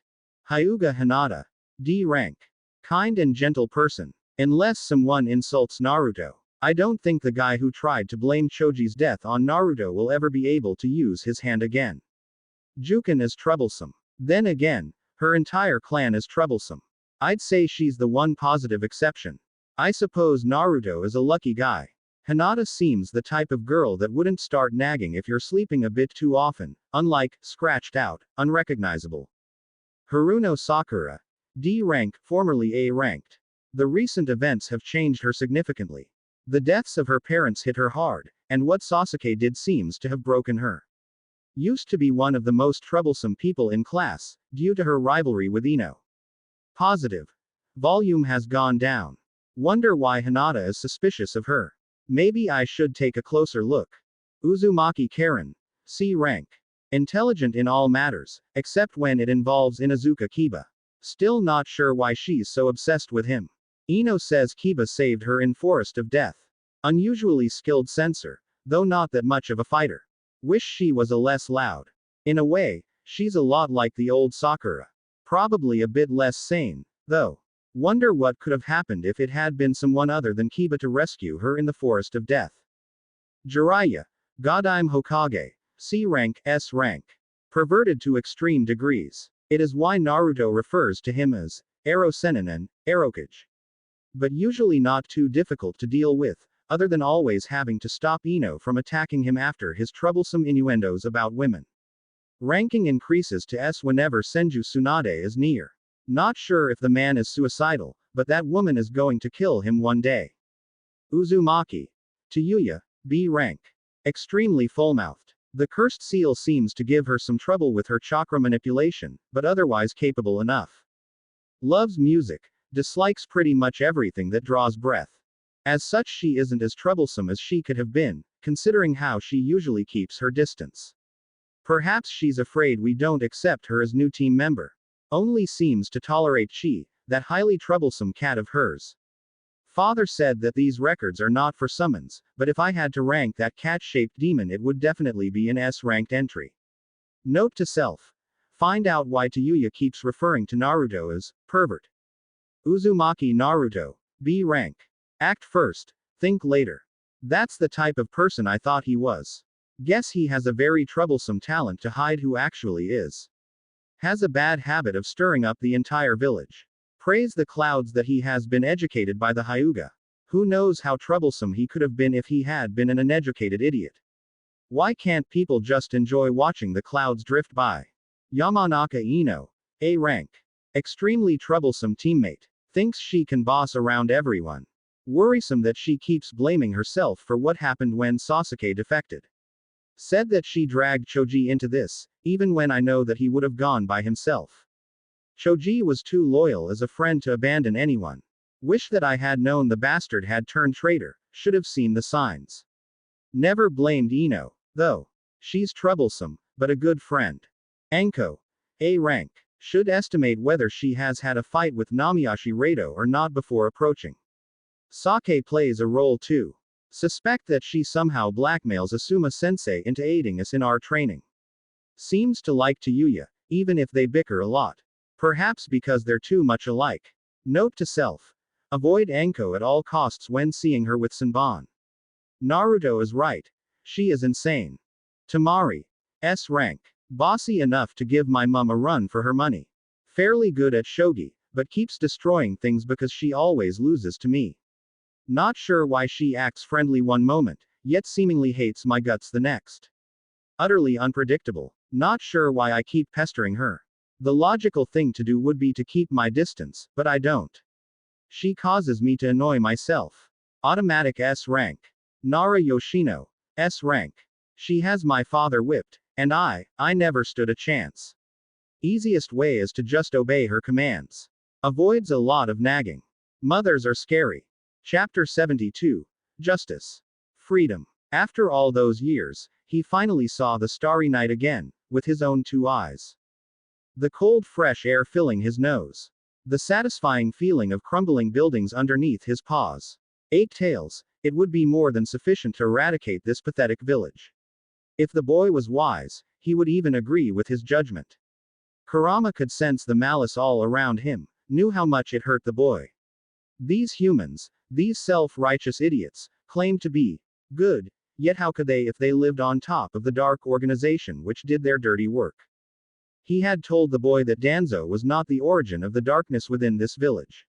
Killing Danzo would not be the solution. Danzo had supporters. Supporters which wanted Naruto out of the way. Who wanted to control the unpredictable Jinchuriki. Who wanted to reduce him to a mere weapon, a loyal and emotionless slave.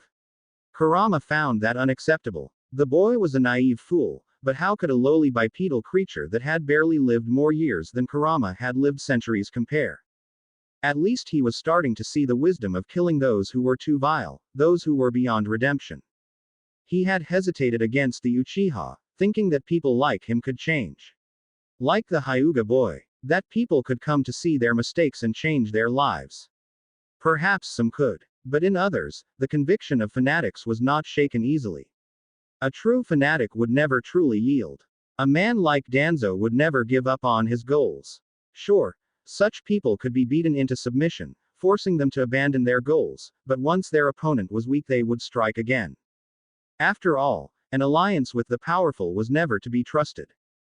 That was a lesson Kurama had learned when he was very young.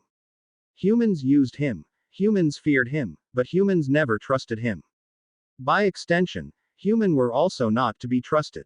Seeing the negative emotions in them, Kurama had always been alone, witnessing the same repetitive cycle of events over and over again.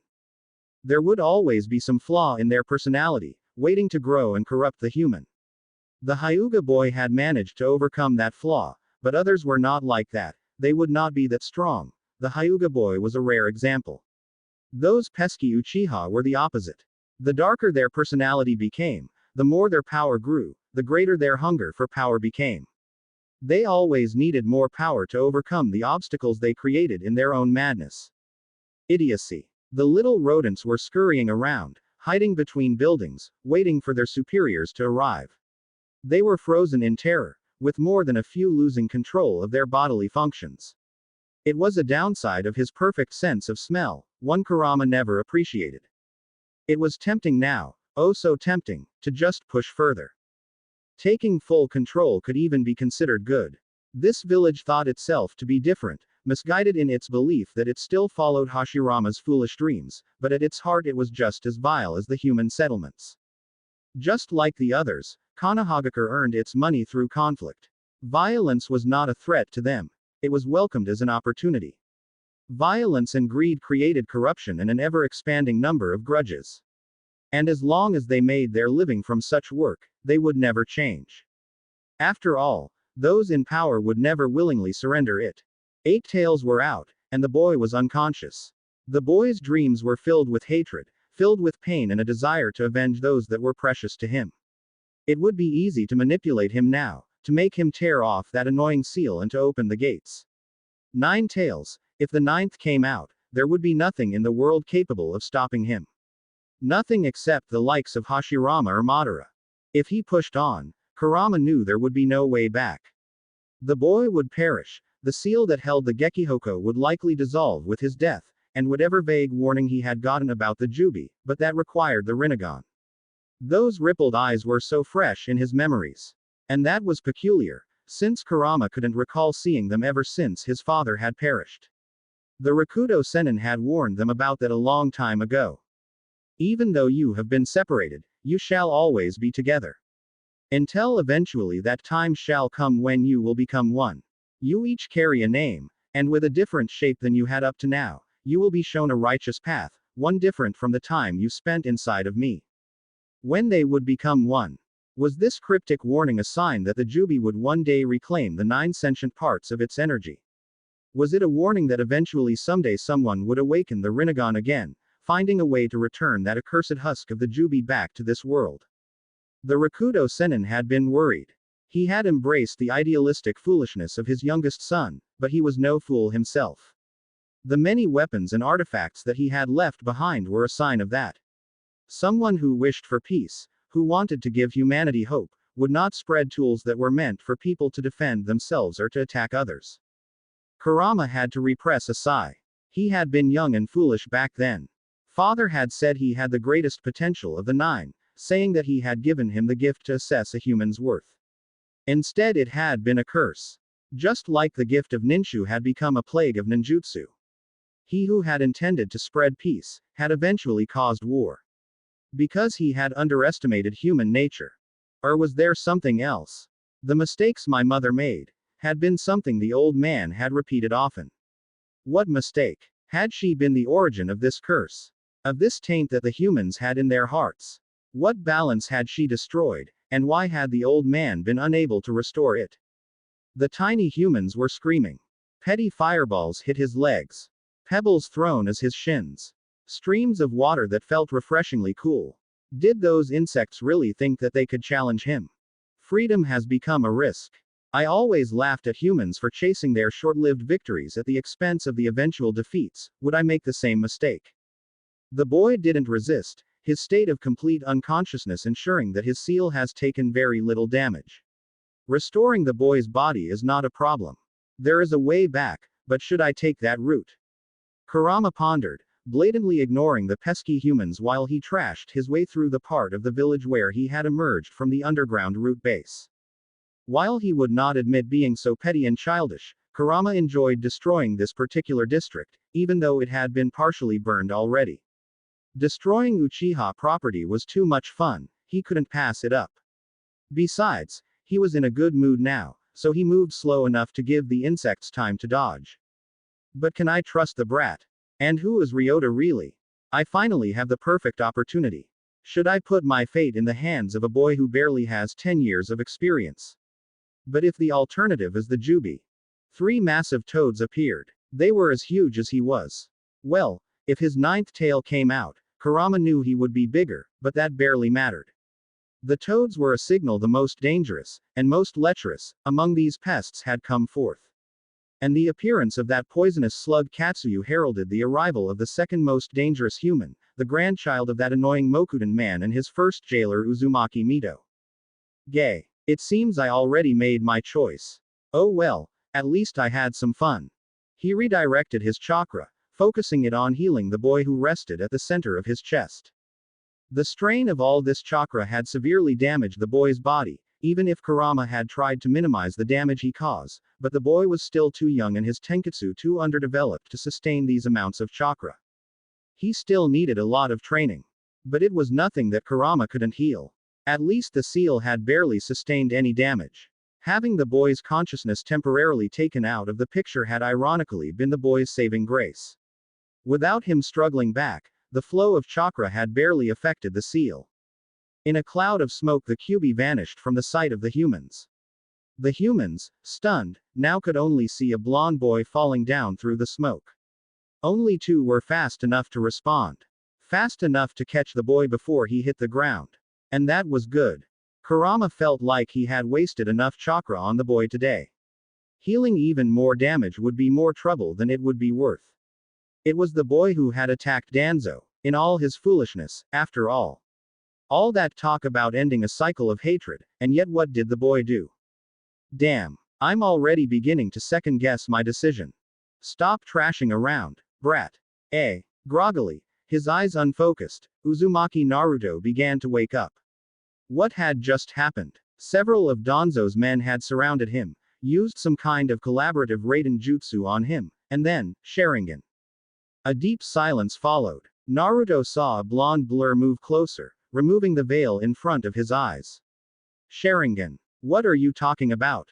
Naruto tried to move, but found that his limbs were tied. Danzo. He groaned. Ba-chan, he's dangerous. He has a freaky Sharingan, with a completely weird pattern instead of those Tomo. Mangekyo Sharingan. The male voice of the Hokage sounded. What are you talking about? We should wait before we start questioning him. Godime-sama, a third voice sounded. Naruto turned as far as the binds allowed him to, and saw an older and scarred version of Shikamaru stand next to Jiraiya. Let him defend himself in front of everyone. He will need to explain his actions. The, or else, was left unspoken, but Naruto heard it clearly in the voice of the Nara. He's physically in a perfect shape. He has sustained some damage. I'd say someone tried to cast a very powerful genjutsu on him. Perhaps there was indeed a Mangekyo Sharingan. He will need some sleep. An hour. That is all I can give him. Jiraiya sighed. Shikaku. Are the fires extinguished? Yes. Godime-sama, the Nara nodded. The Uchiha compound is practically gone, though. It seems the Kyuubi was purposely trying to.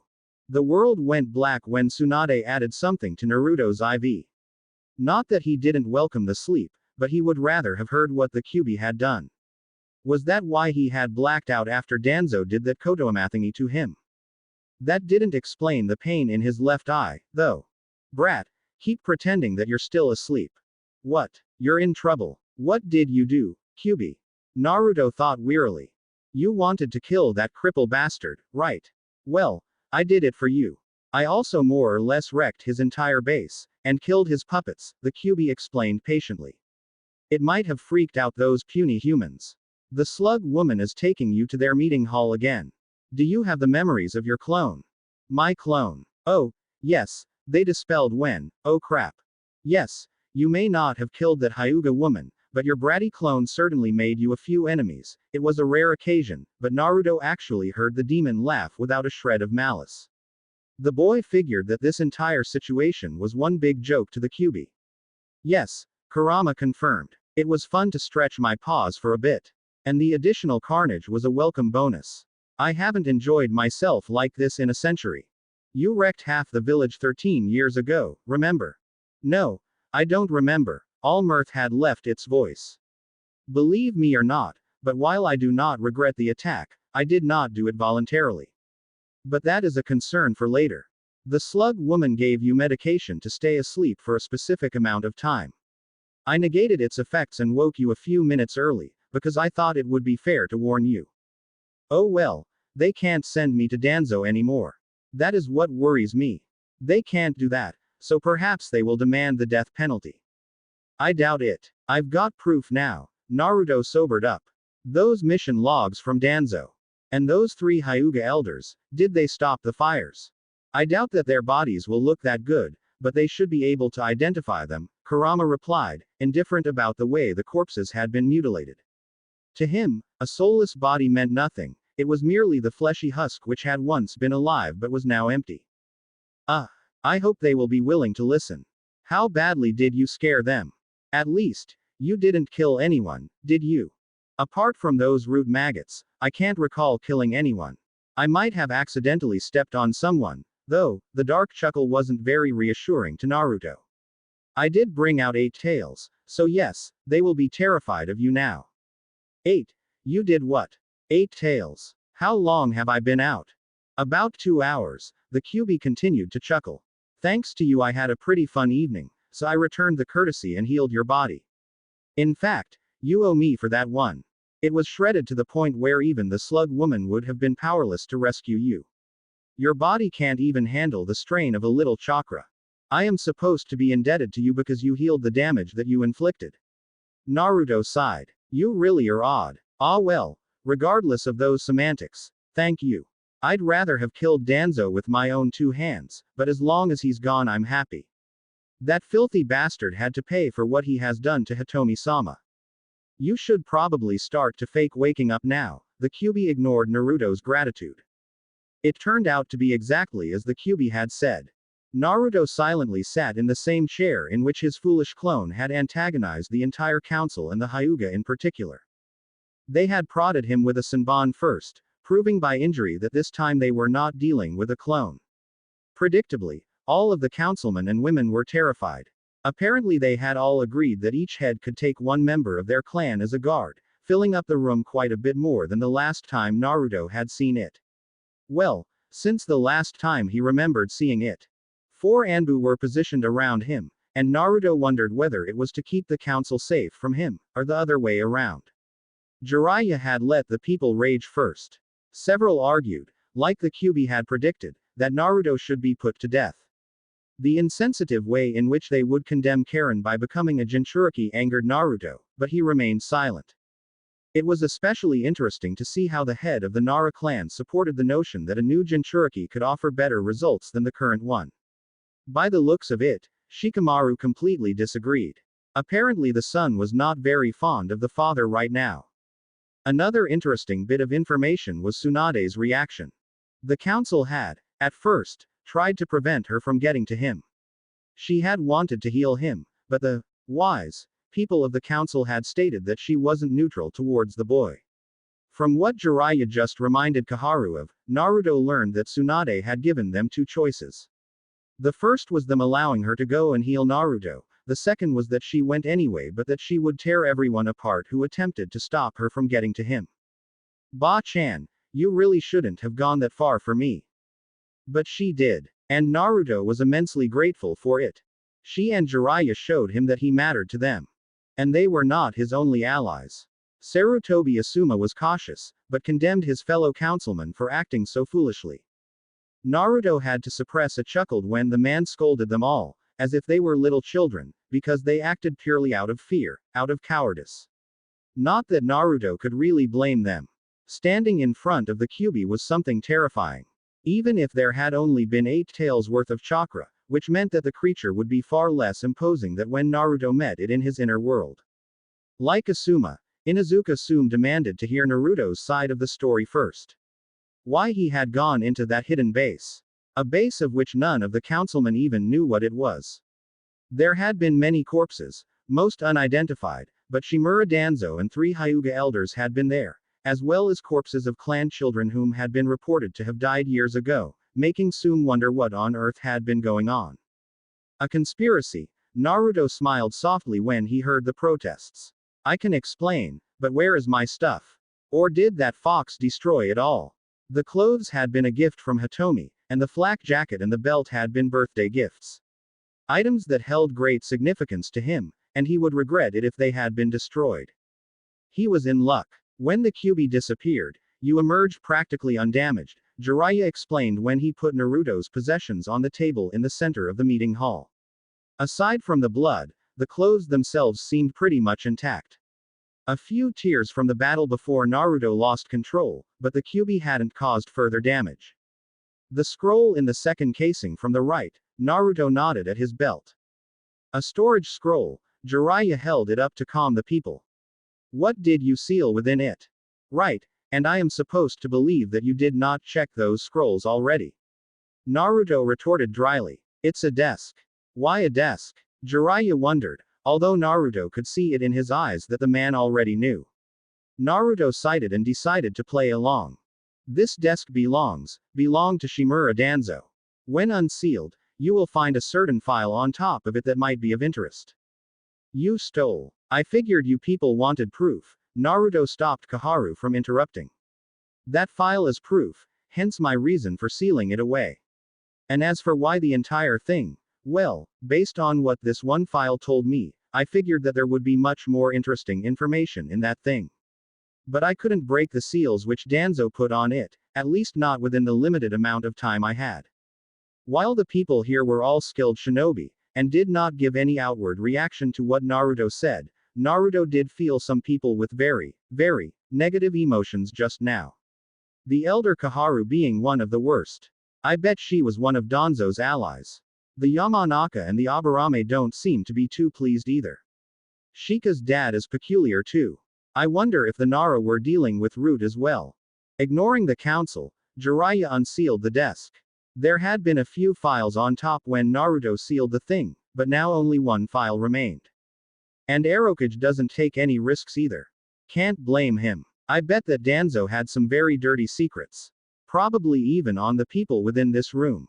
I basically handed him a treasure box. Now that Naruto looked at it, he noticed that the scrolls in which he had sealed Danzo's cabinets were absent as well. And if those that did deal with Danzo knew how much information had gone out in the open, hidden knowledge is always more dangerous. Smart move, Ero Sennin. Jiraiya read from the file how 3 Hyuga elders had approached Danzo. First of all, Jiraiya emphasized that Danzo had illegally created a division of Anbu that fell under his command and not under that of the Hokage. By all rights, Danzo should be charged with treason. But that was a matter that could be decided at a later time. 3 elders of the Hyuga clan approached Danzo. In return for their political support in acquiring a certain asset, Jiraiya gestured at Naruto. Danzo was to remove Hyuga Hitomi and Hyuga Hinata. Both were deemed impossible. This cannot. Hiashi, this is not your turn to speak, Jiraiya said icily.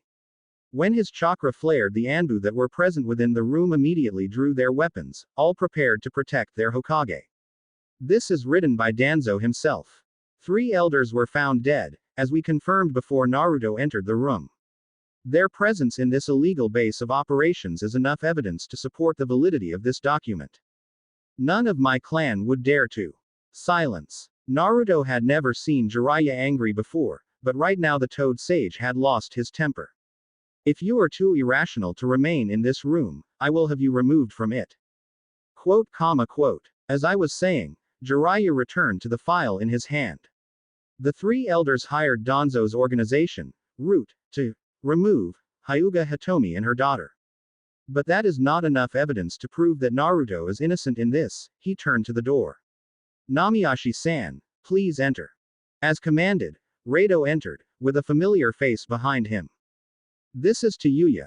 Jiraiya introduced the girl, who was now rather nervous even if she did her best to hide that. In the encounter between our forces and that of Otogaker, when Uchiha Sasuke defected from Konoha, we captured this girl. She is a former member of the guard detail of Orochimaru himself. Why would you bring such a girl in here at this time? Elder Homura questioned. She has nothing to do with this case.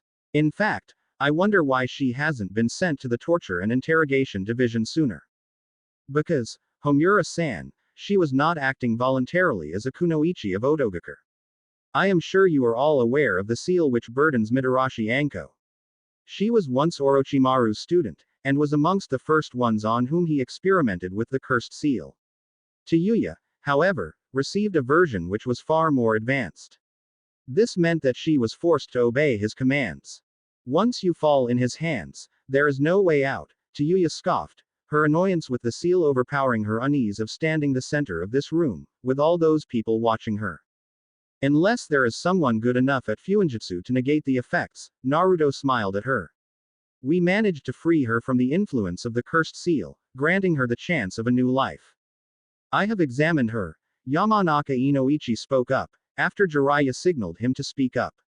While she suffered a great mental trauma from it, Tayuya is now free from the seal. But why go to such lengths to rescue that girl? Sume wondered. I can't answer that, Tsunade spoke up. While it was difficult to prove with certainty, as my former teammate has a nasty habit of experimenting even on his own shinobi, I found that Tayuya is in fact a descendant of the Uzumaki clan. Naruto had to give it to the Senju, she did lie very convincingly. To the point where even he believed it, even though he knew it was a lie. She was quite persuasive if she needed to be. An Uzumaki. Homura frowned. Are you certain? Orochimaru has always held a fascination for the old bloodlines, Jiraiya sighed. Is it truly surprising that he found one of the few remaining Uzumaki? The few who survived the fall of Uzushiogakure have scattered, but that wasn't something that would stop him. But this is not why I called Tayuya here, although it does explain why we gave her a chance. No, the reason why I summoned her here was because of the information she possesses, and what she shared after her cursed seal was contained. As the old man said, Tayuya hesitated for a bit, but completely ignored any form of respect. It irked several of the people within the council, but after the way Jiraiya had silenced Hiashi, none dared to interrupt. I was one of the 4 who guarded the snake whenever he went out of Otogaku. As such, I was also present when he met his contact in Konoha, back when he was preparing the invasion. While the bastard killed and impersonated the Kazekage, that haughty dickwad, to fool Tsunagaku and to drag them into a war they never wanted, he also had an ally within Konoha. That is why the old man and the blonde perv hid me in the Uzumaki compound, she explained. If that cripple asshole had gotten a chance, I'd be pushing up the daisies by now. You mean to say that Shimura Danzo had allied himself with Orochimaru? Homura grimaced. Several shocked gasps could be heard, and some of the people clearly had to restrain themselves from interrupting. Yeah, the snake had helped him with those Sharingan of his, so the two knew each other quite well, Tayuya shrugged. Orochimaru would remove the old guy who had the hat for him, she pointed at Jiraiya, and in return Danzo would make sure Orochimaru would get the Uchiha princess. And that is why I was convinced that Naruto was being framed, Jiraiya clarified. Only Naruto noticed that the Yamanaka clan had experienced a negative emotion that mostly seemed to resemble guilt. Danzo's hand was forced. He somehow learned that one of Orochimaru's shinobi was taken to the Uzumaki compound, forcing him to act. After all, Tayuya knew about Danzo's hidden deals. At the same time, he wanted to get his hands on Uzumaki Naruto. Rado, if you please, he gestured at the silent man. Rado rolled out a scroll and unsealed its content. A corpse of one of the people who had ambushed them shortly before they had arrived at Konoha, Naruto realized. As was reported earlier by both Yuhi Kurenai and Namiyashi Rado, there were 2 squads who had ambushed their group. While impersonating shinobi from Iwa, they were in fact operatives of Danzo's route. Jiraiya opened the corpse's mouth and showed the tongue. As you have all seen earlier, there were seals that Danzo used on his forces, which vanished on the moment of his death. At the same when Team 8, Rado, and Naruto were attacked, another group of Root Anbu moved out to assassinate Hyuga Hitomi. Jiraiya held up the file. And they did it in a way so that Naruto would be seen as the culprit. He wanted me in jail, and was expecting you guys to see me as a liability. And unsurprisingly, there were several among you who were very eager to send me off to Danzo, who could retren me, Naruto scoffed. I did not really agree, so I took matter in my own hands. I broke free and located Danzo's lair, and then I made the mistake of underestimating him. He had been anticipating my every move. Well, most of them. As Hyuga indicated, Jiraiya spoke up to silence the murmur. Shimura Danzo had an implanted Sharingan. And not just a regular one, if what Naruto said is true. It had an odd pattern, not the three tomo, Naruto nodded. And the genjutsu he cast, while I can't fully remember what happened after he cast it, I clearly remember him saying, Koto Amatsukami. The murmur was gone, and even Jiraiya and Tsunade looked shocked, not having heard the name of the jutsu from Naruto before. If Naruto dropped a needle, its sound would have been deafening amidst this silence. Koto Amatsukami. Nara Shikaku was the first to gather his wits. That is, no, the corpse of Uchiha Shisui has never been found. And the circumstances of his suicide had always been strange, the Nara shook his head. The possibility cannot be ruled out. But if it was Shisui's Mangekyo Sharingan, Hiashi looked sick. Naruto knew why. Hyuga Hazashi had acted very strange before his death. The implications. He tried to turn me in one of his emotionless minions, Naruto clarified. But I escaped it somehow. I think I broke out of it because of the Kyuubi. Which, well, I guess you all know better what happened afterward than I. Last thing I remember before waking up again was seeing Danzo's Sharingan, he sighed. In the end, Jiraiya kept going, pressing the momentum they had built up. The entire council was flabbergasted by the chain of revelations. In the end we suffered no casualties, even if the Kyuubi destroyed most of what was left of the Uchiha district. But the alternative would have been that Naruto had been compromised. Imagine the danger of Danzo turning him against Konoha. And please remember that Danzo did not act in the best interest of Konoha, as he always liked to claim. A person acting in the best interest of Konoha would not have sided with Orochimaru in order to remove Sarutobi Hiruzen. We all know that Danzo wished to become Hokage, and if some people had not managed to convince me, he gave a quick look at Naruto, then perhaps we would have had Shimura Danzo as the Godime Hokage. As he had intended. The Nara clan votes against any prosecution of Uzumaki Naruto in the case of the assassination on Hyuga Hitomi. Shikaku was apparently the only one who had managed to keep up. But with him, the others followed. It seemed impossible not to conclude that Danzo had been the one behind it all. But this does not remove another pressing issue. Hokage-sama, the Nara continued after the vote had finished in Naruto's favor. The boy lost control of the Kyuubi, again. He is a danger to Konoha. Hiashi had not forgotten the threats which Naruto had issued. The bonds between the Hyuga and the Uzumaki were broken, and by law that meant that neither of the clans could use each other's jutsu. Though, Naruto did not exclude the possibility that the misguided Hyuga simply refused to believe that Naruto had not murdered his wife. Especially when it was Hyuga Hideo who whispered something in his son's ear. I have already taken care of that, Jiraiya sighed, knowing that there would be no way out of this. Uzumaki Naruto will train at a secluded place to gain control of the Kyuubi's chakra. How? Where? The Hokage gestured the people to settle down. Until he has proven to be in full control, Uzumaki Naruto will reside at Myobokuzen. Naruto sighed in defeat, but realized that this was inevitable. This was what Jiraiya had been planning anyway. This sort of training was not something that could be done within the confines of Konoha, nor could Jiraiya, as Hokage, afford to wander too far from Konoha. Summoning and reverse summoning offered the best solution that they could think of. It gave Naruto a place to train, while Jiraiya could aid him without failing his duties as a Hokage. But having to leave the village was a disappointment. What did I expect? I acted without thinking it through. I underestimated Danzo, and now I have to pay the price. Hokage, Naruto whispered when the man removed his shackles. How long? 2 years, perhaps 3, Jiraiya gave him a sad smile. I'm sorry, kid, but after your crazy stunt, you left me no other option. It was easy enough to cover up Fuka's actions, but what you did drew way too much attention for that. The entire village is shaking in fear. But I'll make sure that the information you collected is put to good use, he smiled shrewdly. I found some more interesting deals between Danzo and some of the clans. That should make sure I gather enough support so that the council can't prevent you from being reinstated as a shinobi once you are ready to make your grand comeback. What the fuck? Geezer, Tayuya hissed, joining the conversation.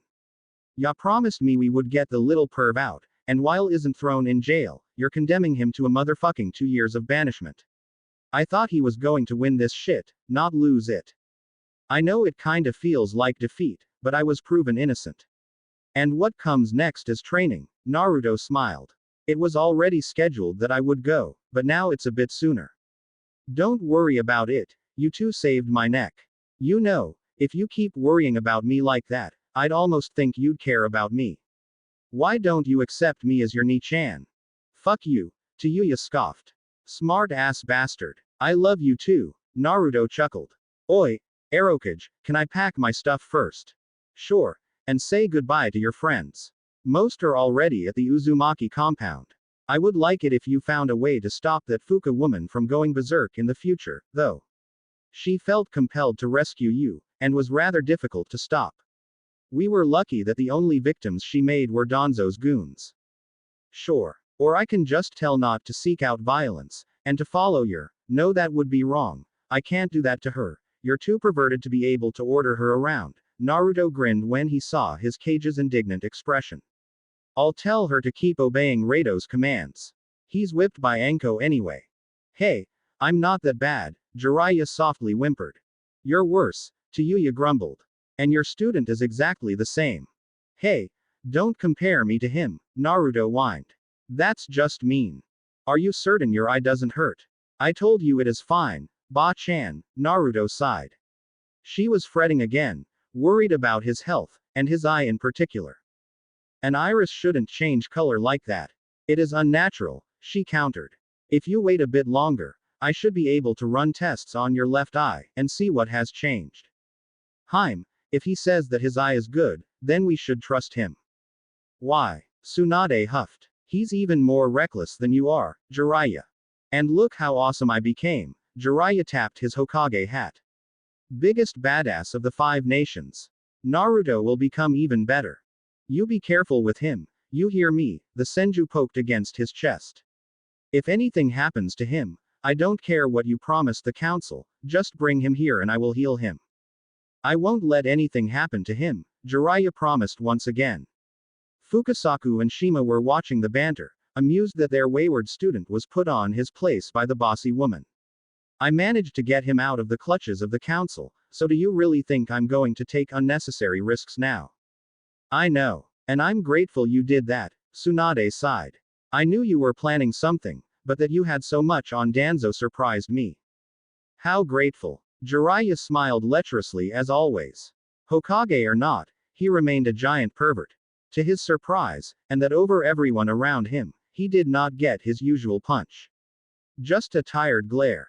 Shaking his head in disbelief, Naruto turned to Kurenai. They had all assembled at the Uzumaki compound, knowing it was time to say goodbye to Naruto. At least for now. Sensei, I know that Hinata couldn't make it with everything happening in her clan right now, Naruto hesitated. So I wrote her a letter. Could you give it to her? Of course. Kurenai was somewhat surprised by his bashful attitude. For someone who had managed to terrify the entire village just a handful of hours ago, the boy was acting quite meek. I'm sure she would have been here if not for. Look out for her, Sensei. Naruto's look changed a bit. One eye black, the other blue, but both were deathly serious. He really wished he could go out in person and say goodbye, but unfortunately not all things went as he wanted them to. Neji will help her, but in this chaos no one can predict what might happen. We won't let anything happen to her, Kiba growled. Yeah, Karen chimed in. We might not be able to unleash demons on them, but we'll protect her with all we have. He smiled, and turned to the 4 others. Tenten hugged him briefly, wishing him good luck, although she hoped he wouldn't get too far ahead of her with Fuinjutsu. Lee shook his head vehemently, making an oath on his youth that they would have the most youthful duel in the youthful history of Konohagakure once Naruto returned. Naruto wondered how many meanings the word, youth, had for the boy. Ino tried to apologize for Sakura, who they had not been able to find, but Naruto didn't want to hear that. It's her choice, Ino. She has gone through a lot, so I'm sure that she hasn't gotten through it unscathed. She might not be the same old Sakura, but, well, you know Sakura and I never really got along all that well, he chuckled. If I can ask one thing of you and Shikamaru, give her a chance. To Yuya, I mean. Oh, you'll hear about that soon enough, Naruto smirked. Oh, Shikamaru paused for a moment when he realized what Naruto had said. Not that he knew how Naruto had gotten that knowledge, though. She's the new person, right? You were there. Naruto referred to the council meeting. She may be full-mouthed, aggressive, and mistrustful, but she isn't all evil. Just happily insane. Much like Anko-chan, he laughed when both cursed seal-wearing women objected loudly. And I'm sorry for what I did, but I had to get out of that jail, he bowed to Anko, apologizing. I know you had your reasons, kiddo. Why else do you think I allowed you to hit me? Anko gave him a carefree smile. Get strong, and get back here soon. There's plenty of ass that still needs kicking. Naruto, Shikamaru spoke up again. What my father said, I'm not sure what connection there is, but I'll figure it out. We are all aiming to get stronger, strong enough to make sure that stuff like this never happens again. If our parents screw up, then we rise up and challenge them. I thought you found it too troublesome to be rebellious. Hiba frowned. Did you get hit on the head? Ino, did you screw up his mind? Hey, why do you hit me? Stop ruining the moment, you idiot, Ino huffed. Naruto-chan, Jiraiya-chan, ya both ready to go? Yes Shima-sama, Naruto smirked. Bye guys. I'll be back before you know it. Bonus. How grateful. Paperwork. The old man had often said that it was the bane of every Hokage, and usually he had just laughed it away. Only after taking the hat did he realize how right Sarutobi Hiruzen had been about the matter. Reading reports on events that took place within the village usually was dry material. Even something that had obviously been comedic was turned into a boring report. For instance, the prank from a certain young Sarutobi, who had somehow smuggled a dozen young monkeys into the academy halls. The animals had held little respect for young Konohamaru, resulting in pure chaos. Jiraiya smiled, though wondered why something like this ended up on his desk. He'd have to see Iruka about this. Sure, his office needed to mediate between the Sarutobi clan and the academy regarding the cost of fixing the damage, but it wasn't like Asuma was going to create an issue from this. No, then there were reports that were more crucial that came to his office. The next one on the pile contained the results that the intricate scheme in the Northern Territory had generated. Orochimaru obviously hadn't fallen for the trap, but it didn't mean he hadn't lost any of his men to it. The current number was 196, and likely to rise. The assassination of the regional leadership, the apparent collapse of the non-shinobi forces that enforced protection, and the seemingly low number of patrol duties from shinobi squads on the borders had given some of Otogakure's forces the idea that it would be a good opportunity to attack. Truth was that the patrol squads had been doubled, at the very least, and the Oto's forces walked right into a trap. Unfortunately, it seemed like only the low-ranked shinobi had been stupid enough to take the gamble, and Otogakure barely lost any truly capable shinobi. Still, those that had been captured alive, or whose corpses had been intact enough to be sealed, showed the wide variety of experimentations which Orochimaru had conducted on his forces.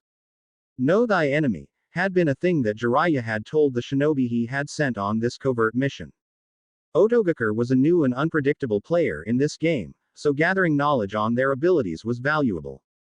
Depending on what they would provide him, Jiraiya would be able to see if the entire feint had indeed been fairly successful, though he expected that it was. He made a quick note for Ibiki, to commit enough resources into breaking the minds of those that been caught alive, and the research department, to examine the corpses. At least this is the stuff a Kage should spend his time on, not lousy academy issues, Jiraiya mumbled to himself. Absent-mindedly he notified Iruka, who would archive the pile of reports on closed cases that Jiraiya had gone through, and send the messages that Jiraiya had prepared for the active cases. Without waiting for the former teacher, Jiraiya took another folder, and started reading. A few minutes after, however, he decided to press the button a second time, as Iruka hadn't shown up yet.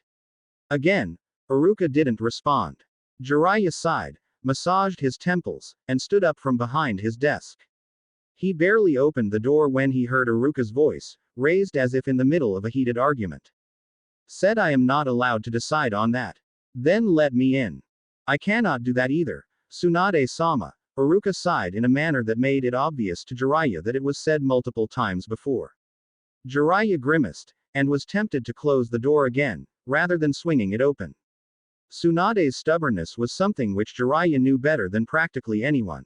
And unlike Shizune, he had no idea how to calm her down once she was unleashed. What can you do, Iruka? She asked snidely. You can't raise the hospital budget, you can't let me in the office, you can't. Could you please stop harassing my secretary, Haim? Jiraiya sighed, deciding to help the poor man out. Jiraiya, what the hell is this nonsense? Why doesn't he allow me to enter your office? Paperwork, Haim, I needed to do a lot of paperwork. He put his hands up in an attempt to calm her, as if he offered his surrender. You know that I don't have all that much spare time nowadays.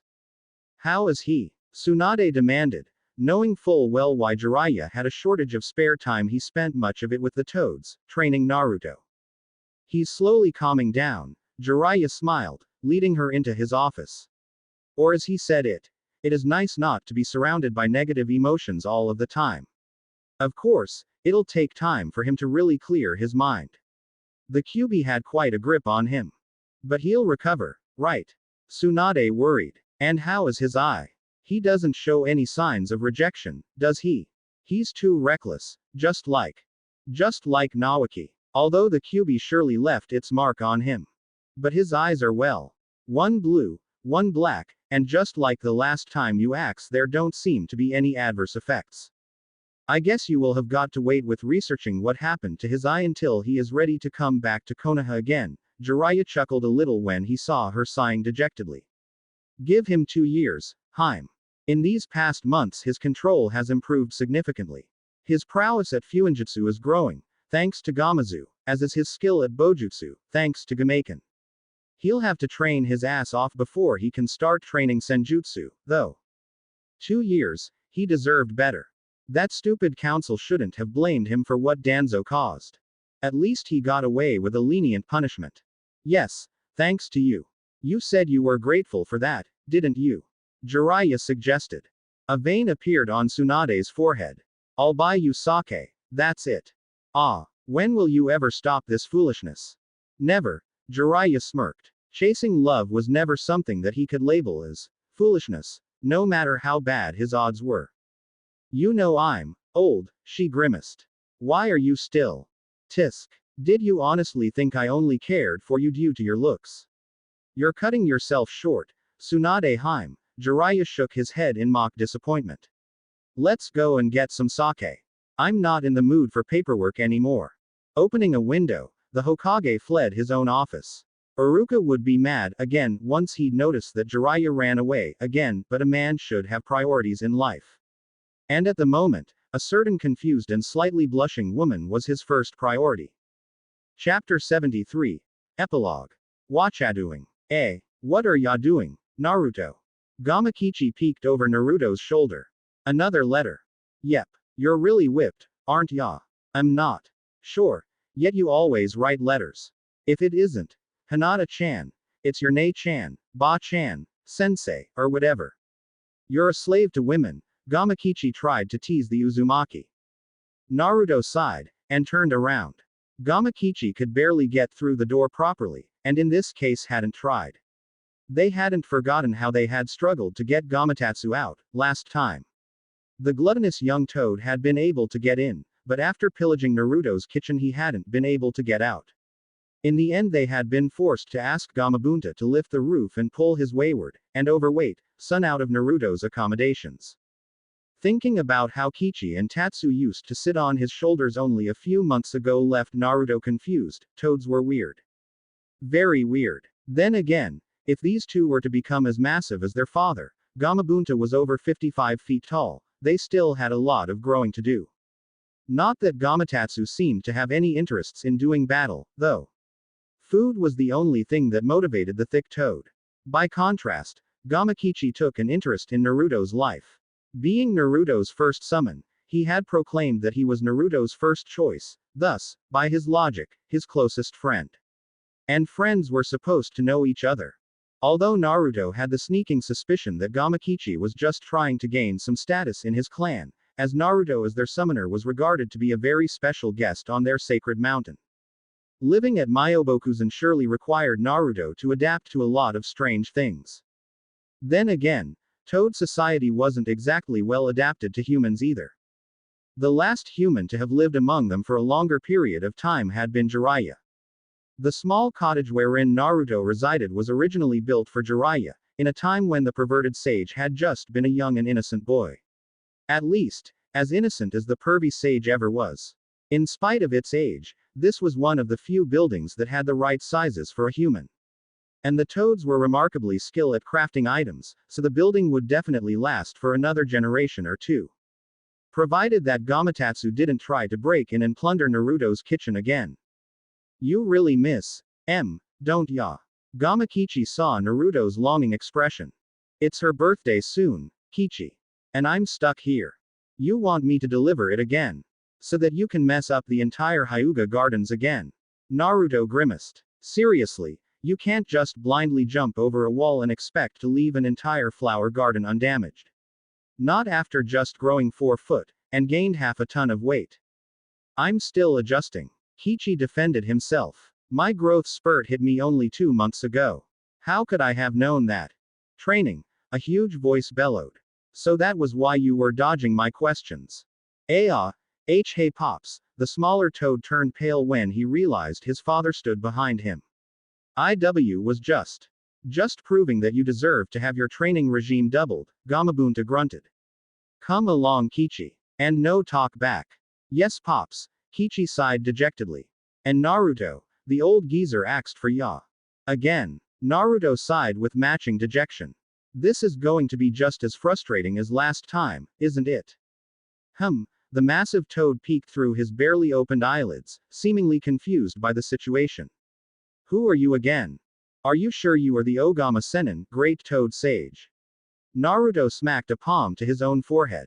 The stifled laughter from the tiny old couple, Fukasaku and Shima, didn't help much in Naruto's futile attempts to keep his temper in check. Since I got to Myobokuzen you've called for me 4 times now, and each time we get this, arg. 4 times already. Gamamaru, the oldest and most respected Toad of his clan, scratched his old and wrinkly chin. 4 times, 4, Oi, Deka Jichin Sennin, giant grandpa sage, don't fall asleep again.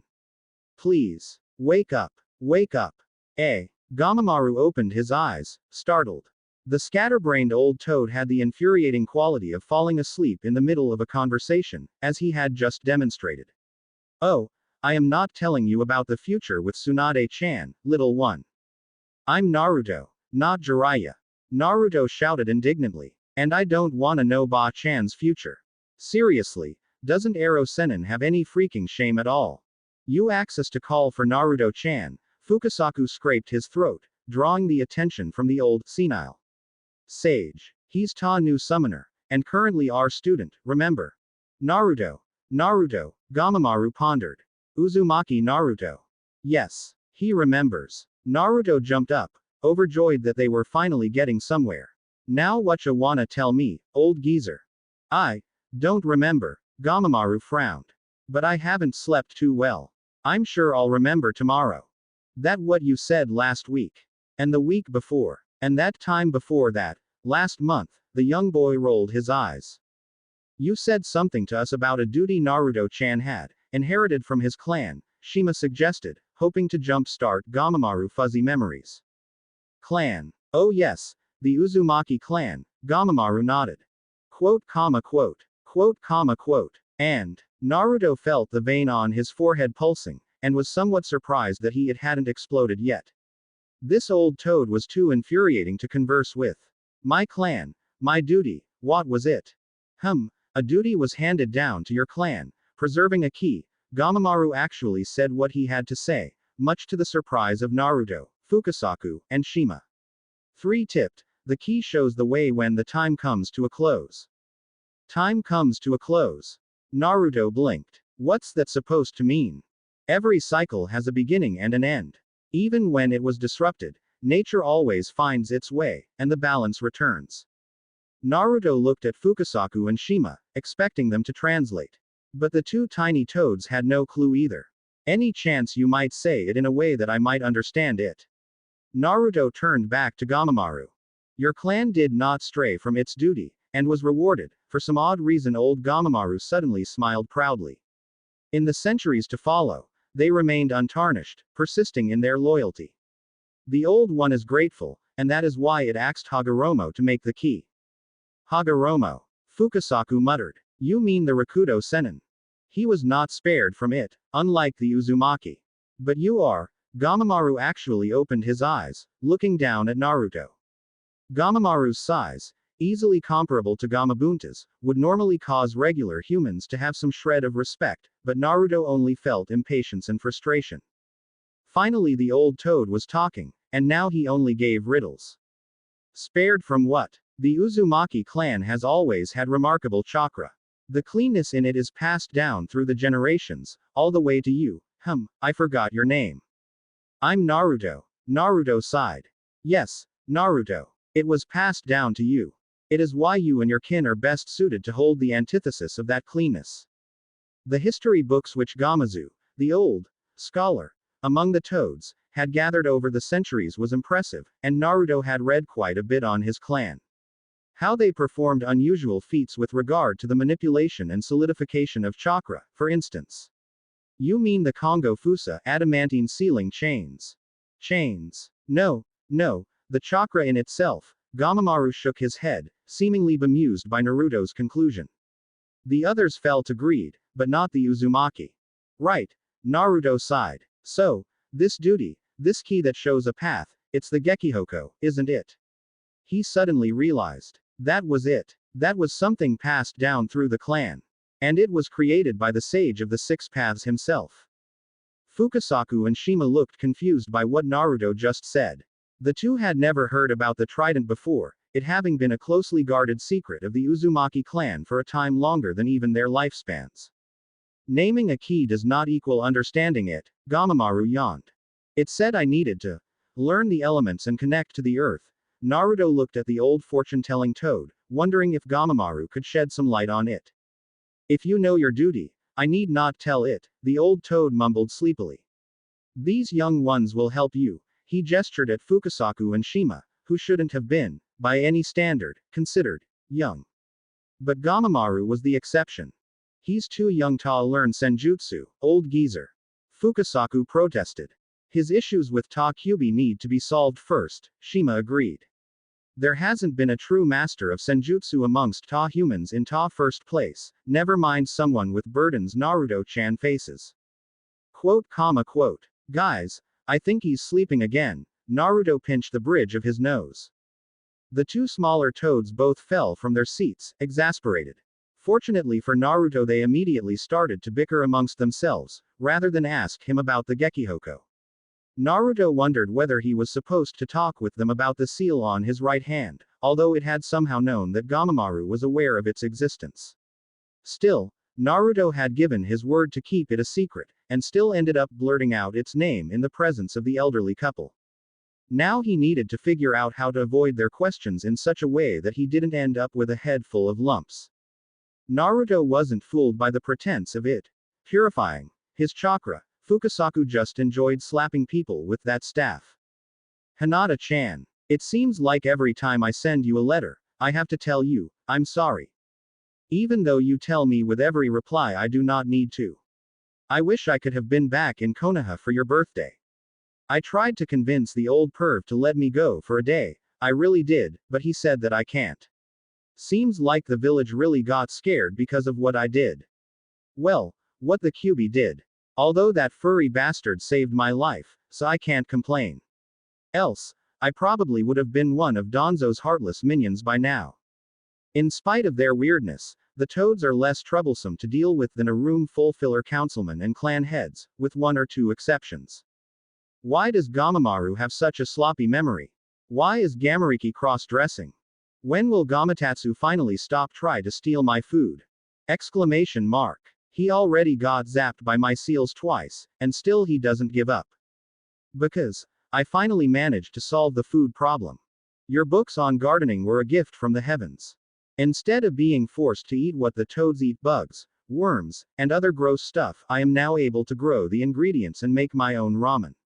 Not Ichiraku level ramen, but it definitely beats a roasted caterpillar.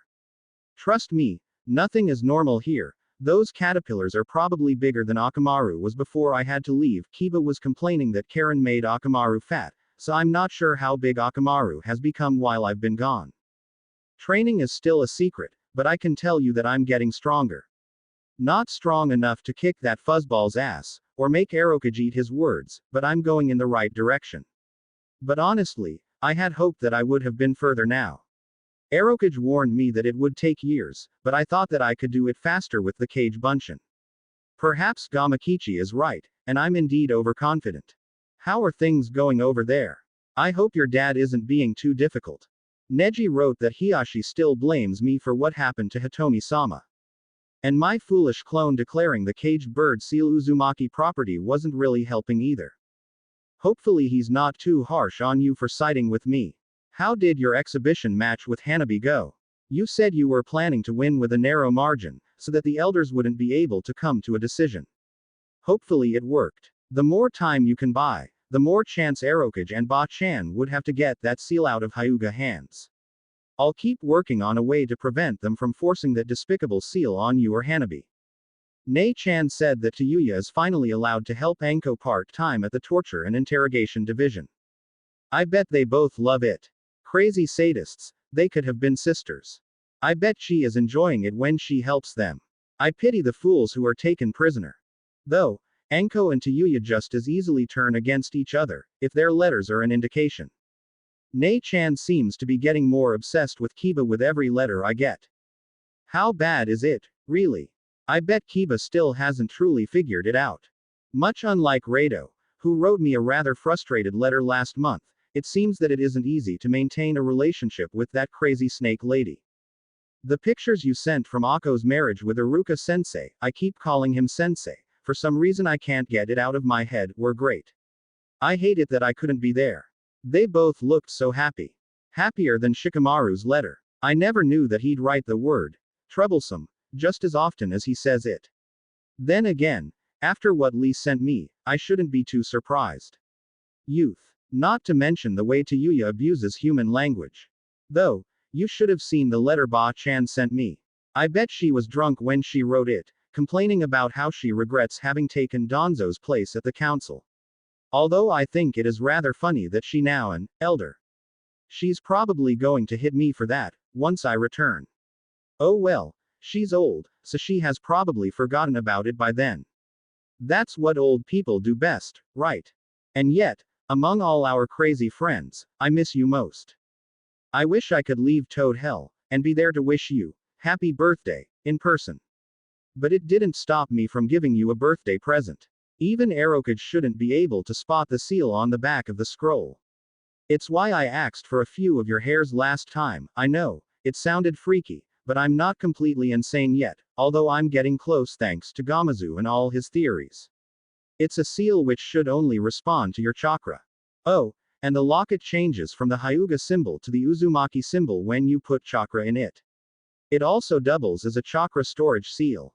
I figured it could be useful to have some extra chakra at hand during combat. I guess I kinda ruined the surprise now. Dang. It's not as awesome as the photo book you've given me at my birthday. I still look at it every day, but I hope you like it. Happy 14th birthday, Hinata-chan. Peas. After the fiasco with Gamakichi, I sent the letter with Kosuke this time. He's a greedy little bastard though, but do not pay him, even if he asks you to. I've paid him in advance. But ever since I mistook his mother for a lizard, he's been kinda mean. I mean, why in the name of ramen would a toad wear false teeth? Toads are weird. Hinata fidgeted a bit nervously with the necklace that Naruto had given her. A slender chain of pure silver with a pendant that somehow could change from the Hyuga clan symbol to the spiral of the Uzumaki clan. What made it even more valuable to her, though, was that it was handmade by Naruto himself. It had been the first thing Karen had said when she entered the restaurant, stating that her necklace was brimming with Naruto's chakra. Of course, After that she wanted to know everything what Naruto had written, what had caused them both to laugh. It was the day after her birthday that Hinata had gathered all her classmates at their favorite restaurant, Yakiniku Q. She, Karen, Kiba, Neji, Tenten, Lee, Shikamaru, Ino, Tayuya, and even Sakura.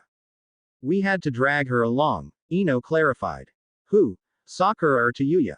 Kiba snickered. Both were troublesome, Shikamaru sighed. But aren't they always? Shikamaru blamed himself, at least partially, for Tayuya's reluctance. She didn't like coming here, having learned that this had been the favorite hangout of Team 10 when Choji was still alive. Even when they assured her that she wasn't, Shikamaru knew that Tayuya still felt like she was intruding.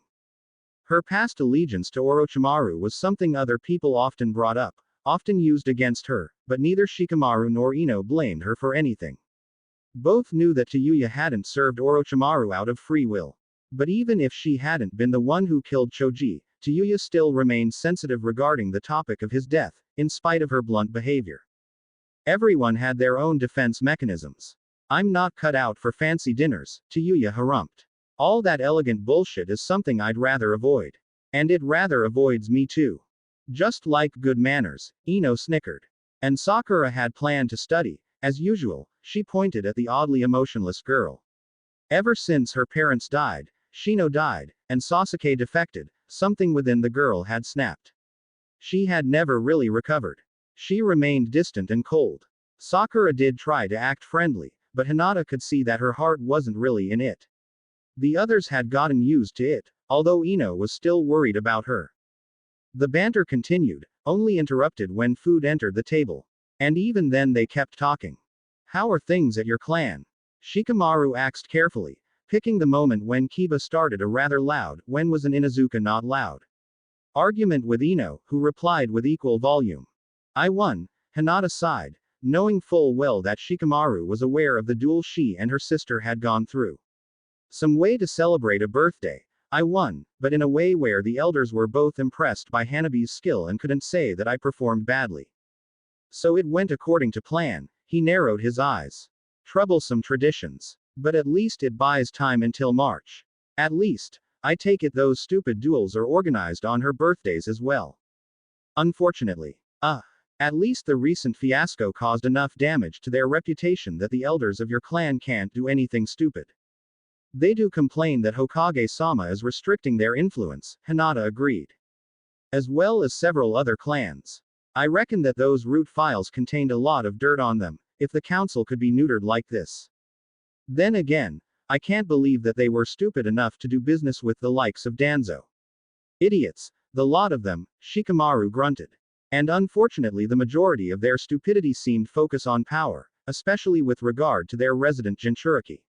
Shikamaru had noticed how even his father had continued to try to declare Naruto unfit to be a shinobi, arguing that the boy was mentally unstable and therefore a liability to the village. It was one of the rare occasions when Shikamaru had thought that it wasn't too troublesome to start an argument. Even his mother had been taken aback, actually. Shikaku saw Danzo as a necessary evil, thinking that what the man had done had been inevitable, as it was what Konoha needed. Needless to say, Shikamaru disagreed. The barbaric methods weren't something necessary at all. What Danzo had done was not for the sake of Konoha, but for his own sake. For the arrogant idea that he was the only one who knew what was right and wrong. Regardless of how strict and overbearing she could be, even Yoshino had been unable to really mend the rift between father and son. There was a fundamental difference in logic, one that Shikaku dismissed as inexperience and naivety, to which Shikamaru retorted with still unanswered questions as to what dealings the Nara clan had with Danzo and his root Anbu. Acceptance of the dark nature of Konoha, or naive idealism. Shikamaru still didn't know which of the two was best. But he had Naruto in whom he believed. Once Naruto returned, once their generation was strong enough, they would change Konoha. Because Shikamaru refused to believe that shinobi were merely tools for their village. It were human beings who lived and died for their friends, family, and village. Like Choji, they were people, not tools. It would be better if traditions were changed, Hinata agreed. Some traditions only cause pain. She looked at her cousin, who was talking to Tenten. Some traditions should be abolished, whether people want or not. Indeed. It still disgusts me how the village acted like the deaths of Choji and Shino were just normal occasions, Shikamaru grimaced. Even the clans are more concerned with making Otogaker bleed for their transgressions than paying attention to the actual problems in our world. The death of two young genin seems to be a triviality to them. And it is even worse, when you hear people talk about it, they always go on about how the Aburame clan lost their genius heir, but Choji, he paused, feeling too bitter to continue. Is Ino still blaming herself? Hinata asked sadly. She didn't need to ask him. She could see how badly the loss of his best friend had wounded him, even if he usually tried to put up a strong act. For what happened to Choji? She says she doesn't, but she doesn't fool anyone. She still blames herself for pushing him into that clandestine mission, the Nara side. She thinks that he only agreed because she's so damn bossy, but that isn't true. Choji was too gentle for this accursed system. He wanted to rescue Sasuke. While Sasuke ran away on his own accord. At least her lessons with Tsunade-sama seemed to cheer her up, Hinata smiled. While she had left that class in order to focus on her combat style, on Suzaku's teachings, Hinata was able to heal most of the simple wounds. But Karen, Sakura, and Ino were the last three students who had survived Tsunade's curriculum. They were dabbling in poisons, surgery, and all kinds of complex aspects of Iryo ninjutsu. Not that Hinata didn't found it interesting, but her own training regime took too much of her time to keep following Tsunade's class. Tenten had sadly been forced to quit. While she had talent with Fuinjutsu, and greatly admired Tsunade, whom she had idolized ever since she was a little girl, Tenten did not have a particular great talent at healing. Ino, Sakura, and Karen on the other hand, all three excelled at chakra control. Sakura was arguably the best of the three, although Karen held the odd advantage that her chakra in itself already had healing qualities which made her even more efficient at healing than her teacher, in some respects. Ino, however, had survived due to sheer motivation. Choji's death had left deep marks. Shikamaru sighed. You miss him. He was my best friend. Choji, Shino, Naruto-kun, 3 seats that are empty, Hinata said with a sad tone. And while Naruto-kun will return, I don't think I will ever get used to this aspect of our life. I don't understand why parents would want their children to be trained this way. What happened when Sasuke defected could have happened during the Chunin exams as well. For many teams it did happen back then, Shikamaru reminded her. Believe me, Godime-sama has appointed me to be the envoy between Konoha and Suna, ever since our last Chunin exams. Just like Ino is the envoy to Kurigakure. But in our roles we get a pretty good look at how nasty the exams actually are. Another thing that has to be changed, Hinata nodded. And people wonder why our group trains so much. Listening, unnoticed yet very attentive, Sakura realized that there were more people who intended to change the village. Unfortunately for her friends, they wouldn't succeed. Root had taken a devastating blow when Naruto had barged into their base, but not all operatives had been lost. True, somehow Jiraiya had been able to capture many of the remnants, proving that Naruto had somehow dragged more information out of Danzo's office than just that single desk. But Root prevailed, and as she was the only one left whose emotions had been broken, Sakura had become the one to lead the remnants. Intelligent as always, she put the skilled operatives to good use, while living a separate life at the surface. Not even Tsunade realized what her student was truly doing. The village will indeed change. But not as you think it will. The will of Danzo-sama will live on. You people may be the leaves bathing in the sun, but we are the roots that grown in the dark, supporting the mighty tree of Konoha. And you leaves do not bring change. That's it for this part. If you enjoyed it, then like, share and subscribe for the next video as it's going to be more interesting, and also check out my other playlists. Hope you would like them too.